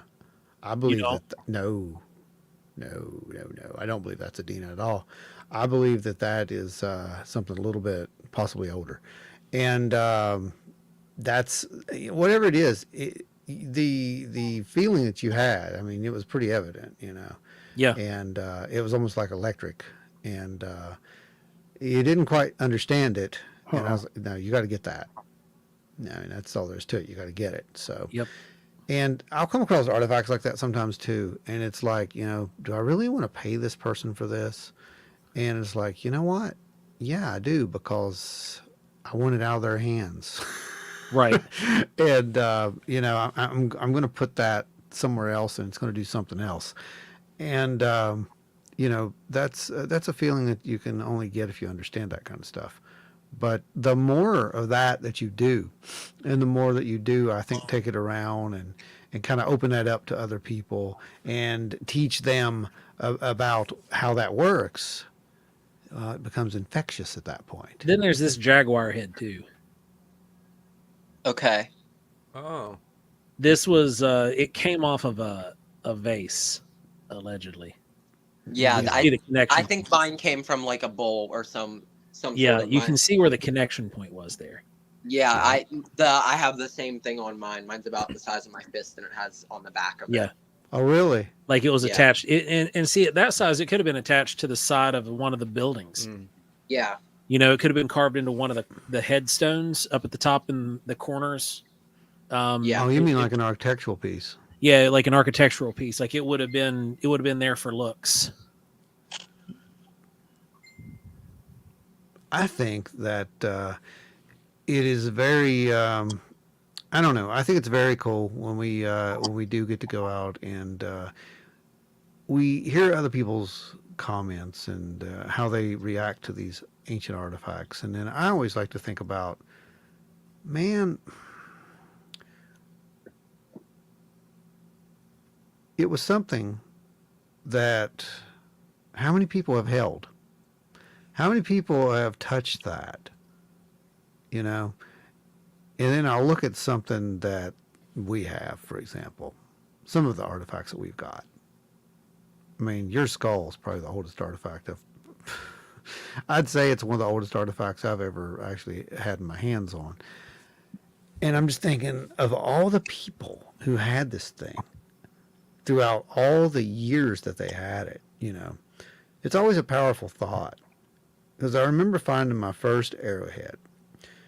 And when I picked it up, I was thinking, wow, I'm the first person to pick this up since, some native dropped this, or shot it on the field or whatever.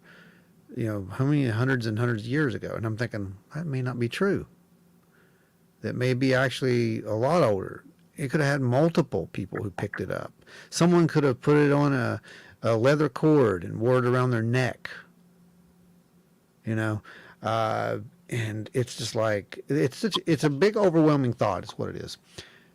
And then you think about, wow, if those things can do what we think they can do, if they can really pull energy, if they can really somehow store energy, if you could tap into that, and I think that's what makes these artifacts a lot, almost magical in a way. Like, when we actually use our brains to contemplate that kind of stuff. It's like looking into the stars, looking out on a clear night and realizing you're looking into infinity. It's the same kind of a feeling is what I'm getting at. You're looking across time when you hold one of those things. And it's really a powerful, powerful feeling if you let it be. Yeah, when you sit and you look at the stars and you realize that what you're looking at burnt out eons ago. Yeah. And that what you're looking at is no longer there. There are new stars in its place, but that light just hasn't reached us yet. Or there's nothing. Or there's even so, we use the concept in like the traditions that I practice of, go journeying, and we don't work, we say like the shamans, they don't work in time, they work in timelessness, they work outside of time. So when we, especially, like with the skull, stuff like that, we work outside of time. I have gone back. I have, had some experiences. I had a vision one time of the skull when I was working with it, where I saw it being used in a ceremony up on a hill, and it was a man wearing, some kind, I don't know what kind of headdress it was, but he had the skull and he held it up above his head, and there was a fire, and I was seeing through the eyes of an old woman who was sitting there. She had a basket at her feet, and he came down off the mountain or off the hill, and he put the skull down in the basket that was full of some kind of yarn or string. I'm not sure what it was, but just, things like that, journeying with them. And even, if that's not something that happened, it's something that you can relate to, something that has a message for you. I think that's what it's all about. It's about those messages, isn't it? So when you get your messages, are they verbal or are you getting like visual kind of sensations? So the way that I, work energetically, everyone is different. Everyone feels energy, sees that energy differently. So for me, I'm very, very visual. I see a lot.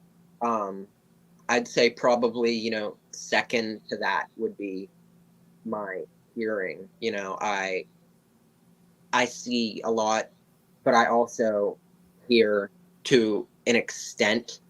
But those are things that you can work on tapping into, work on, consciously putting effort into working with the energies, with your personal energies, and being able to tap into that more. It's just something that takes time and focus. It's just like training for a sport, training for anything. It's just like training a muscle in your body. You have to tap into it. And I used to teach courses on that for years. That's true. And teach people how to tap into what I was calling the divine imagination. Mm-hmm. And how to utilize that. And instead of having to struggle and fight for connection, that you could instantly tap into it but you had to wear the path enough to where it was familiar. Mhm. You had to have that familiar path to the source. And that's the way that we work, shamanically. We work with our medicine bundle. In this bundle, when we go through our journey we go through the Chicana, which is the Andean medicine wheel, the Inca medicine wheel. The traditions that I practice and I'm initiated into stem from the Inca tradition, the Inca people. But they're it's your medicine bundle, your shamanic altar. You, over the course of your training, you're working the medicine, you have these stones that are in this cloth, and these stones come to you, and they're very, very personal. Each one of them, represents a wound that you have endured, healed, and you now use that energy to heal other people. We work with these stones, and we just work it and work it and work it and work it until it eventually goes from a place of us working on our own wounds to being able to work on other people's wounds. So you transmute it, basically. This is alchemy. Mm-hmm. And the shamans, they were everything. They discovered the patterns of energy. They discovered the patterns of health, of neuroplasticity is a big one that the shamans worked with. They didn't even know what they were working with. The way neutrons fire in your brain, the neuroplasticity, being able to physically rewire the brain. The brain, the human brain, the parts of it where we hold onto trauma, we hold onto, what we call the fight or flight system. Yeah. That can be switched on from birth, because, you bring your mother's emotions in through the placental barrier, Makes right? sense. So that can be switched on at birth. The shamans, there's very few physical ways that aren't really, really difficult to turn that off. And, they were the first, biologists, you could say. Yeah. They figured out these practices of neuroplasticity, changing the brain, the herbal medicine, the first medicine. They were the medicine people, the plant medicine, and other things, just them working. And you wonder, how did they understand this? They figured out that the parts of our brain that hold on to belief systems can only be changed through ceremony. That is the only way to change those. Now, it doesn't have to be a big, elaborate ceremony. It can be something as simple as blowing that old belief pattern or system, blowing it into a rock and throwing it into a lake, whatever. Hey, ceremony changes the brain. there you go. What you just said. I want you to explain that for just a second. I want to dwell on this for just 1 second, because I know there are people, friends of mine, who are very, very, very religious, and anytime they hear ceremony, they think immediately, "You're witchcraft, it's demons, it's evil." It's symbology. It's Well, communion is a psychology. ceremony. You think Thank communion you, Joe. Thank is you, a Joe. ceremony just like it, because you are, that's almost, you're consuming the energy.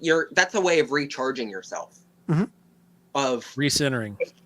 recentering yourself, recharging, but you're physically consuming the energy of Christ to, nourish every cell in your body, to take those codes and activations, in to nourish your body, to readjust yourself and to come into right relationship with that teaching, with that you practice, that you know.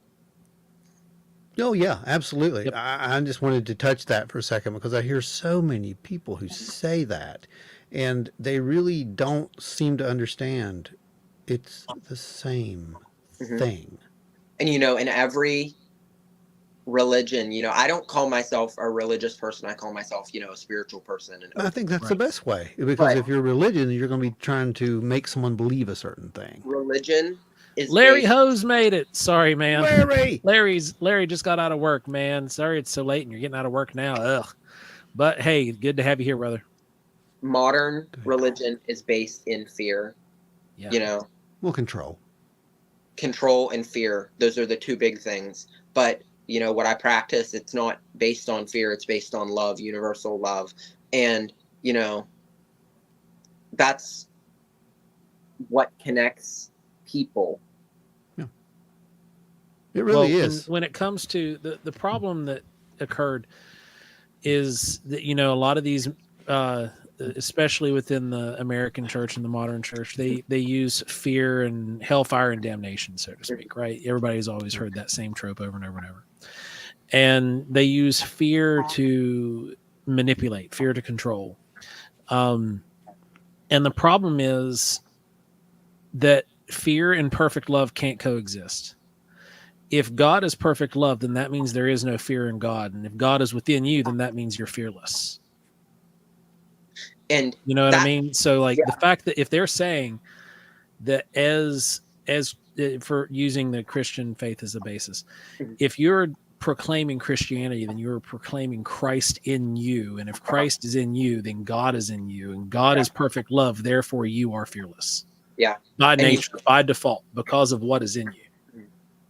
the way that we have this intimate connection with, you know, source, creator, spirit, Yeah. whatever you believe in, you know, whatever you believe is there, you know, you bring about what you create. You physically have the energy of that creation. You know what the shamans, they believe that, you know, whereas like when you think about, you know, the Christian faith and whatever, they believe creation is finished. Creation, 6 days, 7 days, and creation was finished.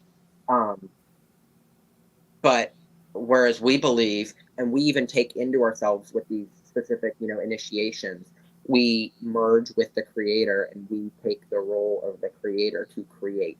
We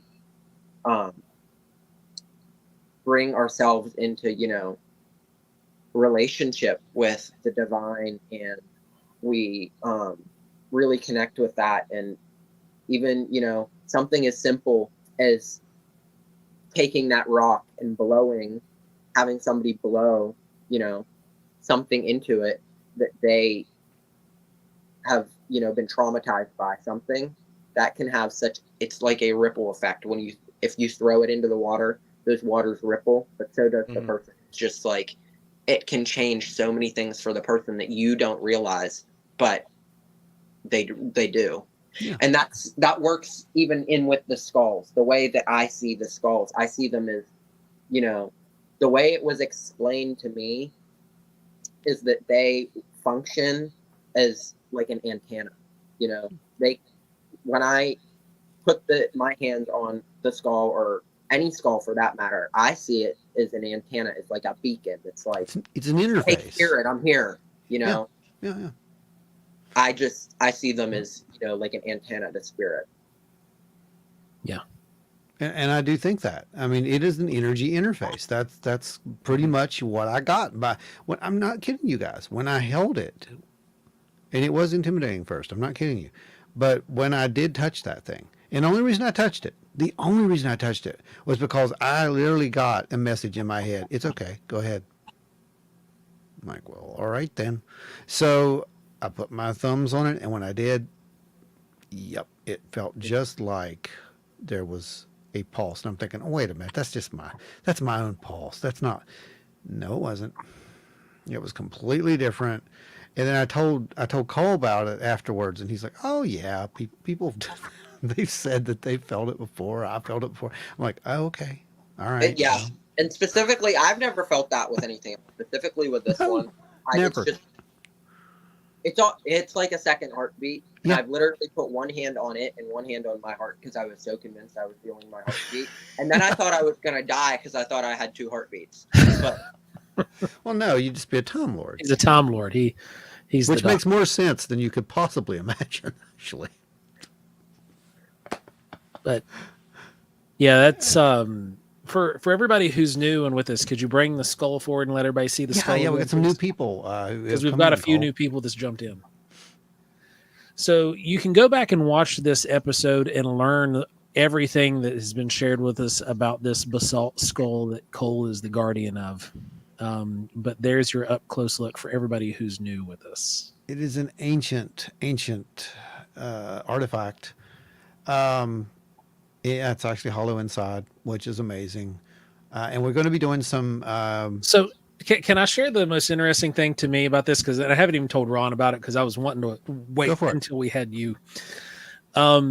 If you look at that skull in relation to, say, some of the other crystal skulls and some of the other skulls that are similar to it, and then you look at some of the older hominid skulls, Mm-hmm. it looks more like the old relic hominid skulls than it does in modern human. Really You does. have that I more. have seen skulls that are 100% verifiably ancient Yes, are elongated. They have right. very, very long. The Paraka skulls. Uh-huh. Mhm. And, I've seen that they are undoubtedly that, and among other artifacts, ancient things, that there is undoubtedly something not human that has visited, we descended from some sort of contact for these things to have come into existence. See, I didn't say it. I didn't have to. That wasn't me. That was Cole that said that. But he's absolutely right. And yeah, some of these things actually are like that. Joe brought up an incredible point. Well, if you It look does, at the, it's more square. if I want Ron, I'm going to send you something. Yeah, go ahead. I'm going to send you a link, and if you could, Okay. come on, open. All right, I got it open here. Go ahead.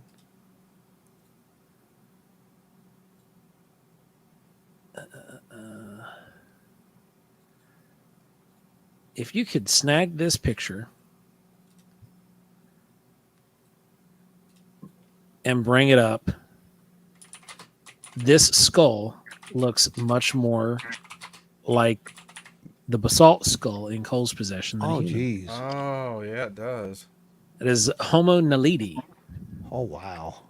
This Yeah, this is cool. just to give you guys some reference here, Homo naledi is they're finding around 25,000 years ago that Homo naledi was actually doing ceremonial burials, What? ritualistic burials. This is brand new information, but that they were doing ceremonial and ritualistic burials. They were burying their dead with tools that were their possessions. And these are relic hominids. These are people that, we used to sit and say were more monkey Right. than man. That's all changing now, isn't it? It's all changing. And we're finding that humans have always been human. What do you think, Cole? Wow.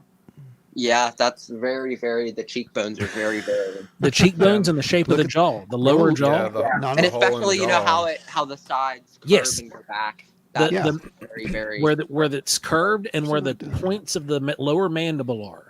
I'll pull it back down. And even if you look at the shape of the nose, where Pull it back up there, Cole. I'm going to flip back and forth, actually. Got it? this skull All right. here, right? If you see Yeah. the nose, where that nose shape, it's the same. Look at that. Yeah. He's right. He's 100% right. It actually literally goes in just that far, too. It looks more like Homo naledi Wow. than Homo sapien sapien. And the Yeah. squareness of the teeth. The squareness of the teeth, the shape where the Yeah. lower jaw set, the lower mandible, the rear So points. All right, so I'm going to ask you a question now, Joe. Okay. If you were going to fake a skull, would you do that? Oh, yeah, Lord, no. I would try to make it look as most like, Human. the skulls that I have setting on my mantle that we've sacrificed. And I would Yeah. model it that way. Yeah.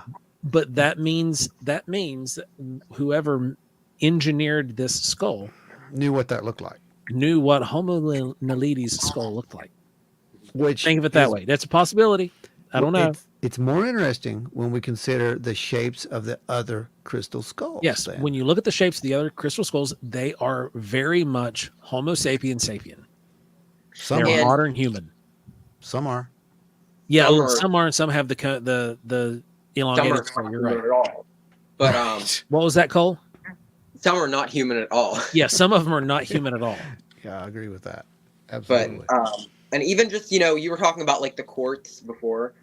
Some of these skulls were carved in a way that it went against the grain of the quartz. Yes.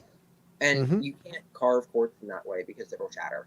That's just That Oh, was the yeah. case with the most famous skull, the one with the Mitchell jaw Hedges that skull. detaches. What was the name Mitchell for that one, Ron? Hedges. skull. The Mitchell Hedges. Yeah, Yes. Mitchell Yeah. Hedges skull. But then there's also skulls out there that have, there's very well-known skulls that have different formations of quartz. There is, one in particular, the quartz doesn't grow that way on this planet. On this specific planet, quartz does not grow with the way the growth matrix is and I can't think of the name, but The way that, internal crystalline structure shouldn't the form way the way that the that it would. quartz connects into each other, it should explode. I wonder what it would look like if it was grown on a silica-based planet. Mhm. Huh. You know what I mean? The Yeah. quartz does not grow on this planet in that formation, that Yeah. way. Has quartz ever been found on remains of a meteor or comet or anything like that? I know that there have been, like the Palisite meteorite has peridot, I have but one here somewhere. I'm not sure if there's ever been It's quartz. just I know funny. that It's funny that you even say that. And here's one. I'll show it to you. It is a palisite, yeah. And I just happen to have one, for real. This show is completely unrehearsed, and yeah, this is just another weird synchronicity. Those crystals right there, Mhm. you can see them. Yeah. They're in Oh, the yeah. inside of the matrix. And you're right. That is a palisite, and that is a sort of a form of peridot, basically, as far as we're aware. But it's a very, very pretty piece there. There you go. Mm-hmm. So yeah, that's a little slice of an asteroid. Mhm. I don't know why it's here. Just laying there on my desk in a bag. Synchronicity, gotta love it. I'm gonna have to try to find me a piece of that because that's actually peridot's my birthstone. Yeah, there you go. Oh, it is. Yeah. Well, I have to make you something. That's cool because that's one of my favorite stones. But yeah, the pallasites they do have crystalline structures. Yes, absolutely, and they're very, very cool. It's super cool. Like I've seen them in person at rock shows, but never picked it up. Hmm. Yeah, they're really cool. I think it was actually there when you got that one, wasn't it? No, I got this one off of eBay actually. Oh, you got it off eBay? Okay. Mhm. Yeah, Never mind. I was there when you got some of that. The Libyan desert glass. desert glass, Nubian desert yeah, glass. Libyan desert glass. Yeah, I try to get it every time I see it. That price on that stuff's gone up like crazy though. Mhm. That's another piece that I think that was something that they're not quite telling us. A massive area of desert that was turned to glass, and there's no remains of the asteroid that did it. Yeah, okay, And Yeah. even, probably not. all the type of, they're not specifically stones, they're tektites, which is natural glass. It's true. Incredibly intense and high energy. Mm-hmm. Well, it's like what is it? Moldavite. You motivate. Very, very intense high energy stone. You know what And- else is high energy?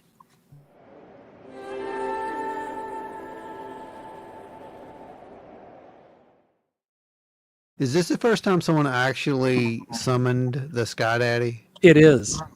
That's unbelievable. Other than Adam. Wendy, awesome. But no, you're right. And the whole moldavite thing. I know a lot of people laugh at that. It's just a rock. It's just this or that. Man, some people can't touch that stuff. Mhm. Like it'll wreck their world. Like stomach problems. Man, those Uh, Moldavite skulls. Oh gosh, dude. He better be coming to Mothman this year.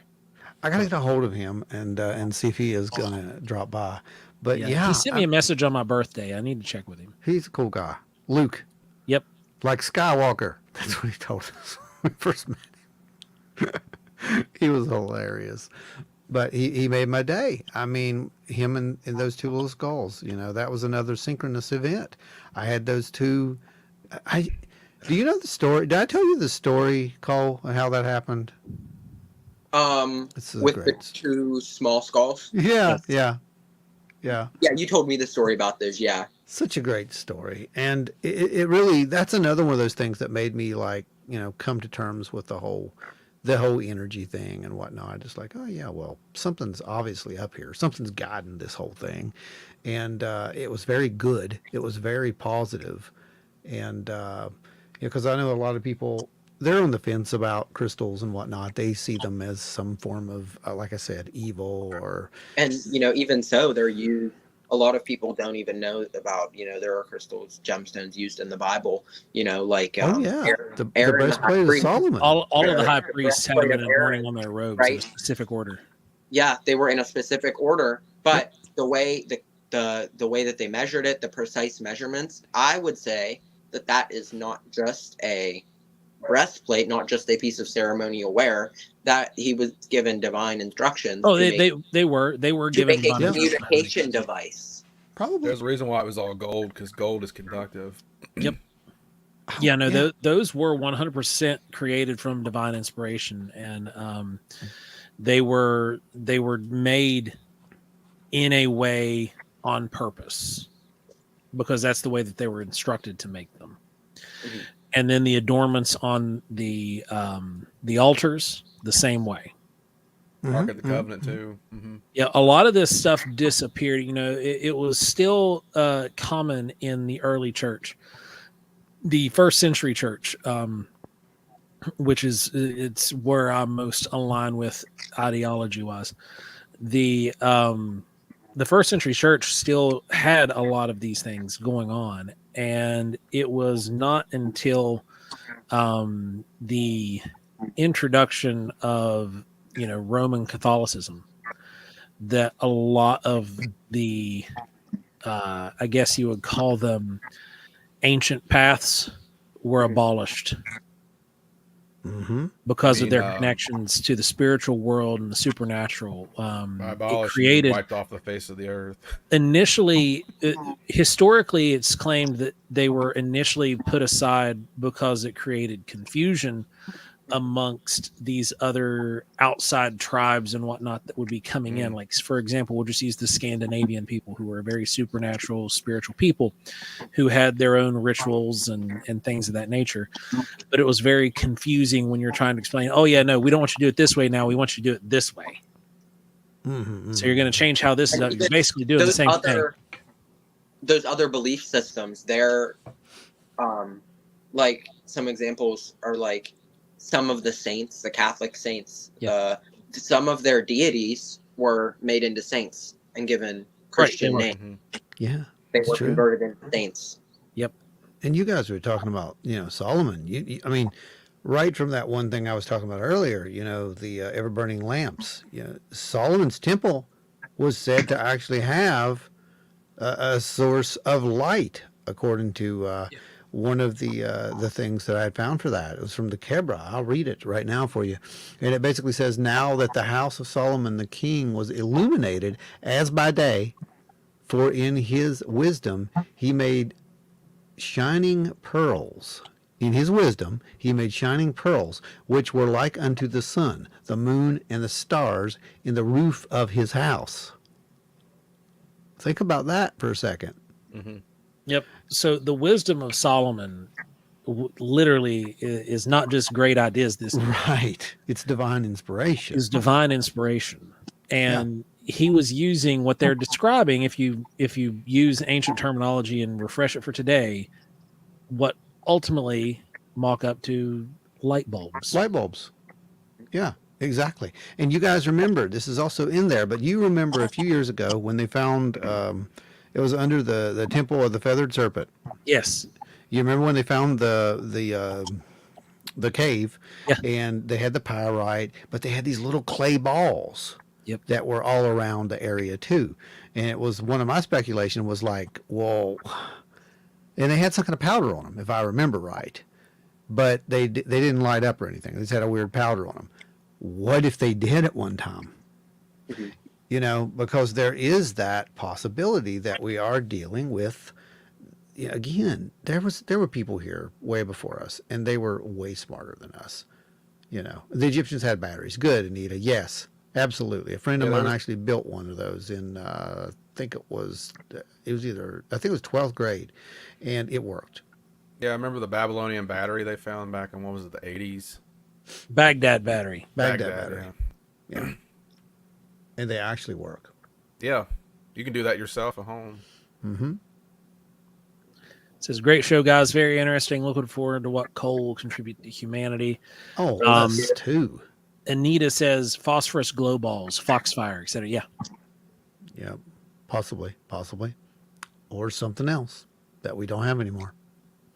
And I think a lot of the stuff we don't have anymore. I think that there's like we were talking about. You know, there's been this wipeout of knowledge, and what are we left with? We're left with stone skulls and little clay balls and things that are just stone and artifact because that's what survives after thousands of years. They don't work anymore. Stone survives fire. Right. Stone does survive fire, Joe. You're absolutely right. And So a lot of these artifacts that were done on paper or any Yeah. kind of manuscripts, they were burned They're and gone. destroyed. Look at the Library of Alexandria. bingo. The codices of the Mayans. Yeah. When they came in and they torched the Mayan codices, all of probably our history, all of our everything that we're looking for right now, our And- ancestry, gone. The lineage of the shamans that I practiced from, they were the Inca, the high Inca that were up in the mountains. They are the only people that the church and the conquistadors they could not find them because they lived at an elevation too high. Yeah, the altitude was so high. They're like, yeah, we're not So fooling. high that they couldn't reach them. And that lineage has been preserved perfectly by those people, by the wisdom keepers, for thousands and thousands and thousands, 50,000 years back. Wow. That's important because these ancient cultures, you know why they did that, right? They didn't do it because they couldn't write it down. They could have wrote it down. They scribbled stuff on cave walls. They could have did that. What they did is they told the stories, and then they would assign that to a symbol. And those were, I was talking about this last night in one of the discussions. We're talking about the ancients, symbologies and whatnot, and how some of these contacts involve symbology. Well, those aren't just symbols. If I show you a little squiggle, you're thinking, oh, well, that's a really cool design. That could mean this. That could mean a portal, or that could be a, this or that. That is a complete book. If you knew the story, this was to basically make you recall what that storyteller had said, word for a word, and as you sit there and listen to it around the campfire, to preserve that history. You And didn't have to write it. Even so, the other thing that had to be preserved, those, thousands of years they were passed down, the energetic transmissions, the initiations, we call them the carpe. Okay. You can't pass that word by mouth. You can't write that down. Right. You can't pass that by mouth. That is something that you have to physically put your hands on somebody else and give them that transmission. It makes perfect sense to me. Yeah. I mean, and that's been a method of transference for ages, is impartation. And every religion uses the laying of hands to impart. I mean, that's literally what that is, right? He just said. That's Yeah, what it's we're talking impartation. about. Mhm. Yeah. Labels. But that's the whole thing, right? And we wonder why no one can get along. Right. Why can't people get along? Your term You're doesn't saying the match my same thing. term. You're saying the same thing, people. Just wake up and understand. We are one. I mean, I know you don't want to believe that, but we are. And we're talking about all these different cultures throughout thousands and thousands of years, right, Cole? I mean, guys, they're separated by oceans. Yet here they are developing these same similar kind of thoughts, these same similar beliefs. They're just calling it something different. And then they can't get along because they think that this one is better than that one. You're talking about the same thing. You're killing people because they don't believe this or that. But guess what? It's just because they, interchanged a vowel with an adjective. Or it's just because this noun is not the same as that noun. But you're talking about the same thing. You're talking about the same energies. You're talking about the same stuff. Humans are the most confusing things that you will ever find. And I think that is one of our biggest problems right now. Sorry about that. Had to do that. That's well spoken. Anyway.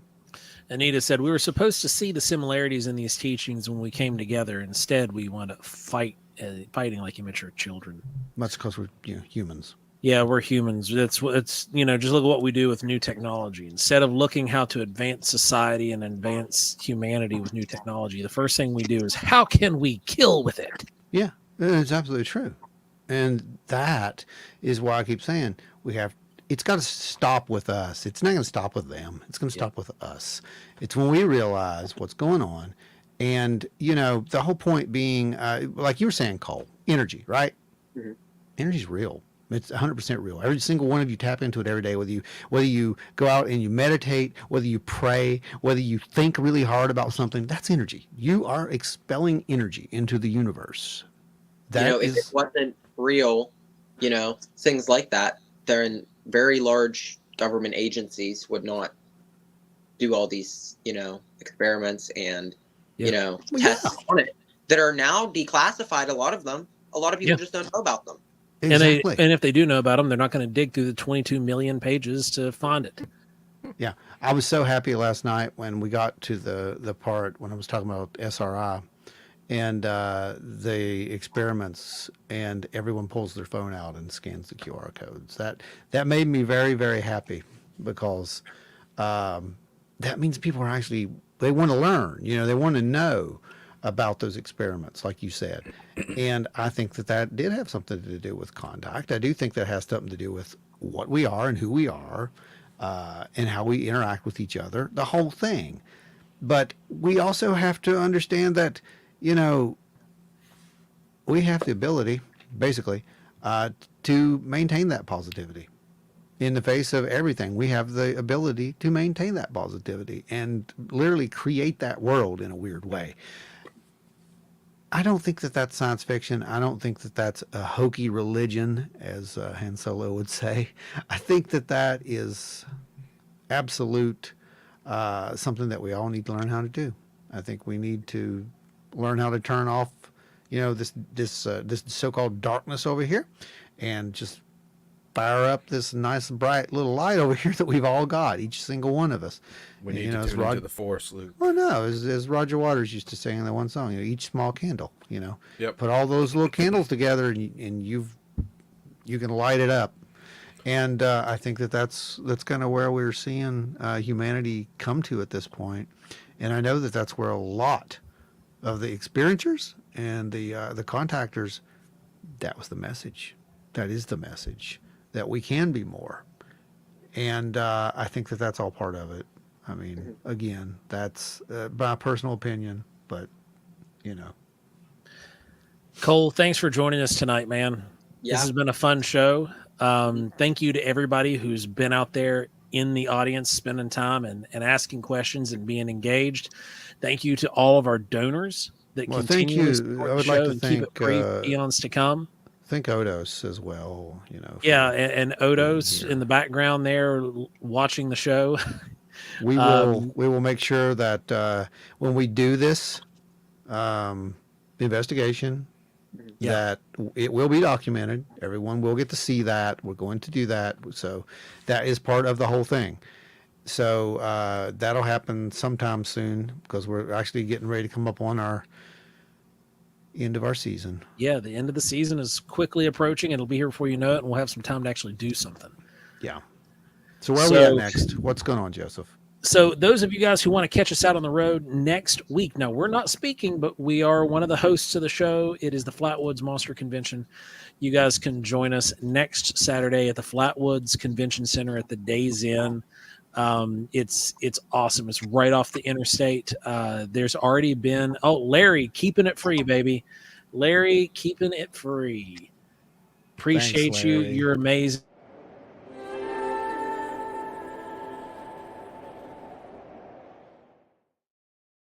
Thank you, Larry.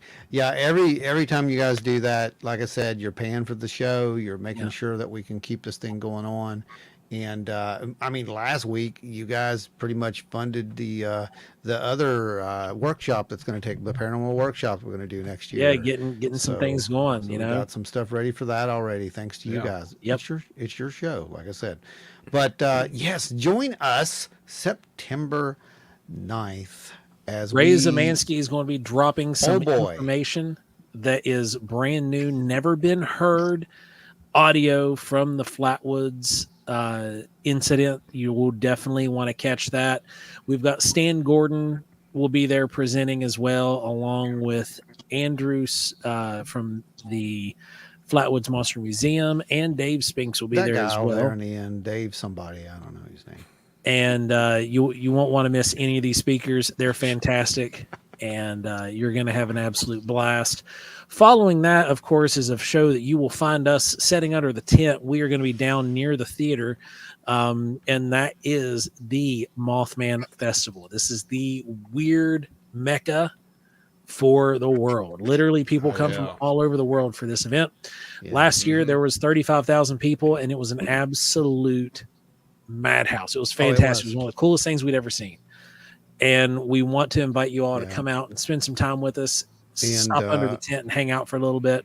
We will be on the lower end. Actually, we'll be across the street from, I believe, where they're putting Sarah Scribbles. Yeah, we're going to be right across from Sarah Scribbles. So we will be right down there by the theater. Yeah, we'll be right by the theater area. So you can find us.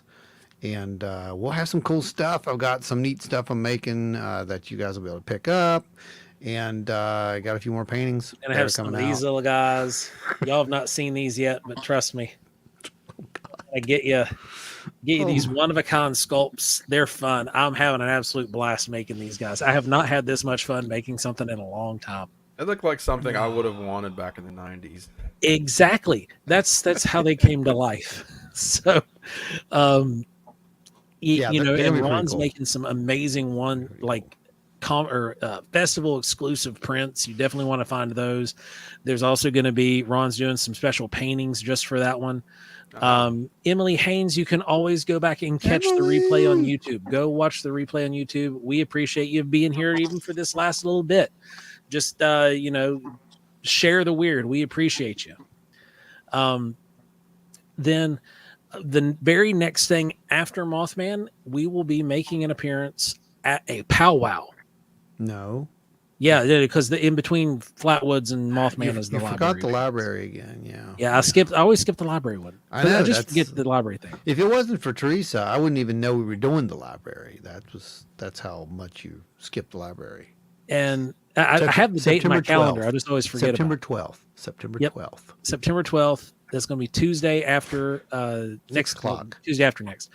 But the powwow on October the 14th and 15th, we will be there presenting our Bigfoot research. Which is that strange. is a huge honor to us. We're so excited to be a part of Thunder in the Mountains. It's going to be great. Then following up with that is our last show of the year. Are you our sure? Swan Song. Are you sure that's the last show of the year at this point, or did you? We haven't been invited to a December event. Do you need to go back and make sure that there's nothing else that you may have forgotten? Oh, that about? I've forgotten. Yeah, that's what I'm saying. We're going to be at a couple high schools, but that's it.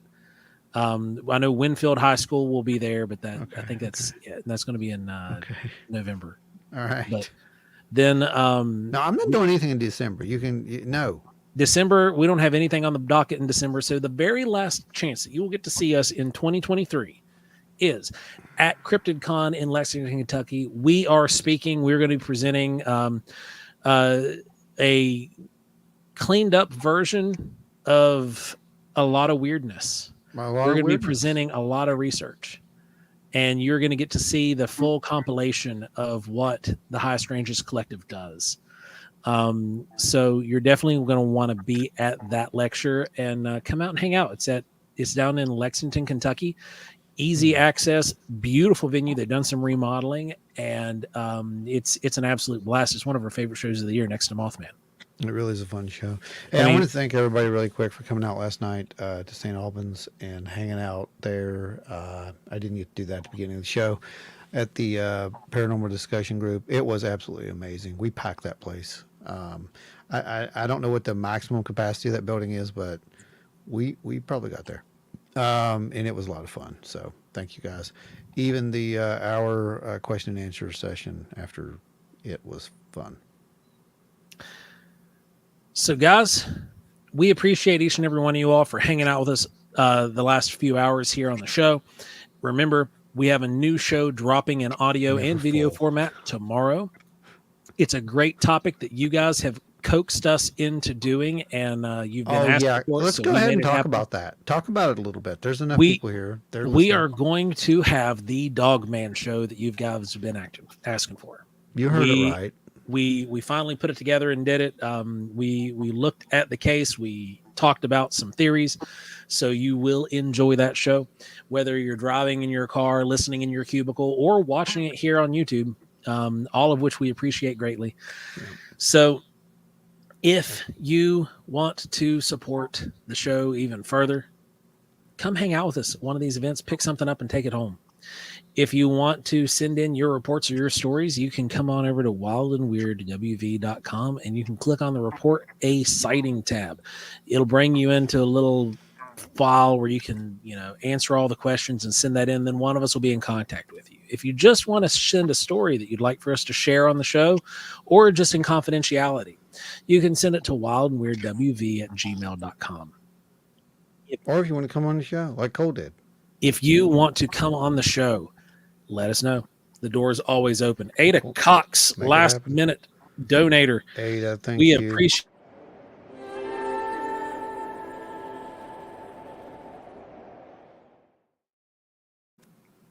We very much appreciate all of the support that you guys give us. Again, you hear me talk about it week in, week out with this show. We can't explain how it makes us feel. Knowing that we have this group of people who stands behind the show and supports. They like the show. They like the show. And as long as they keep doing that, we're going to keep doing the show. Yeah, exactly. So, Cole, thank you for joining us. It's been a pleasure to have you on.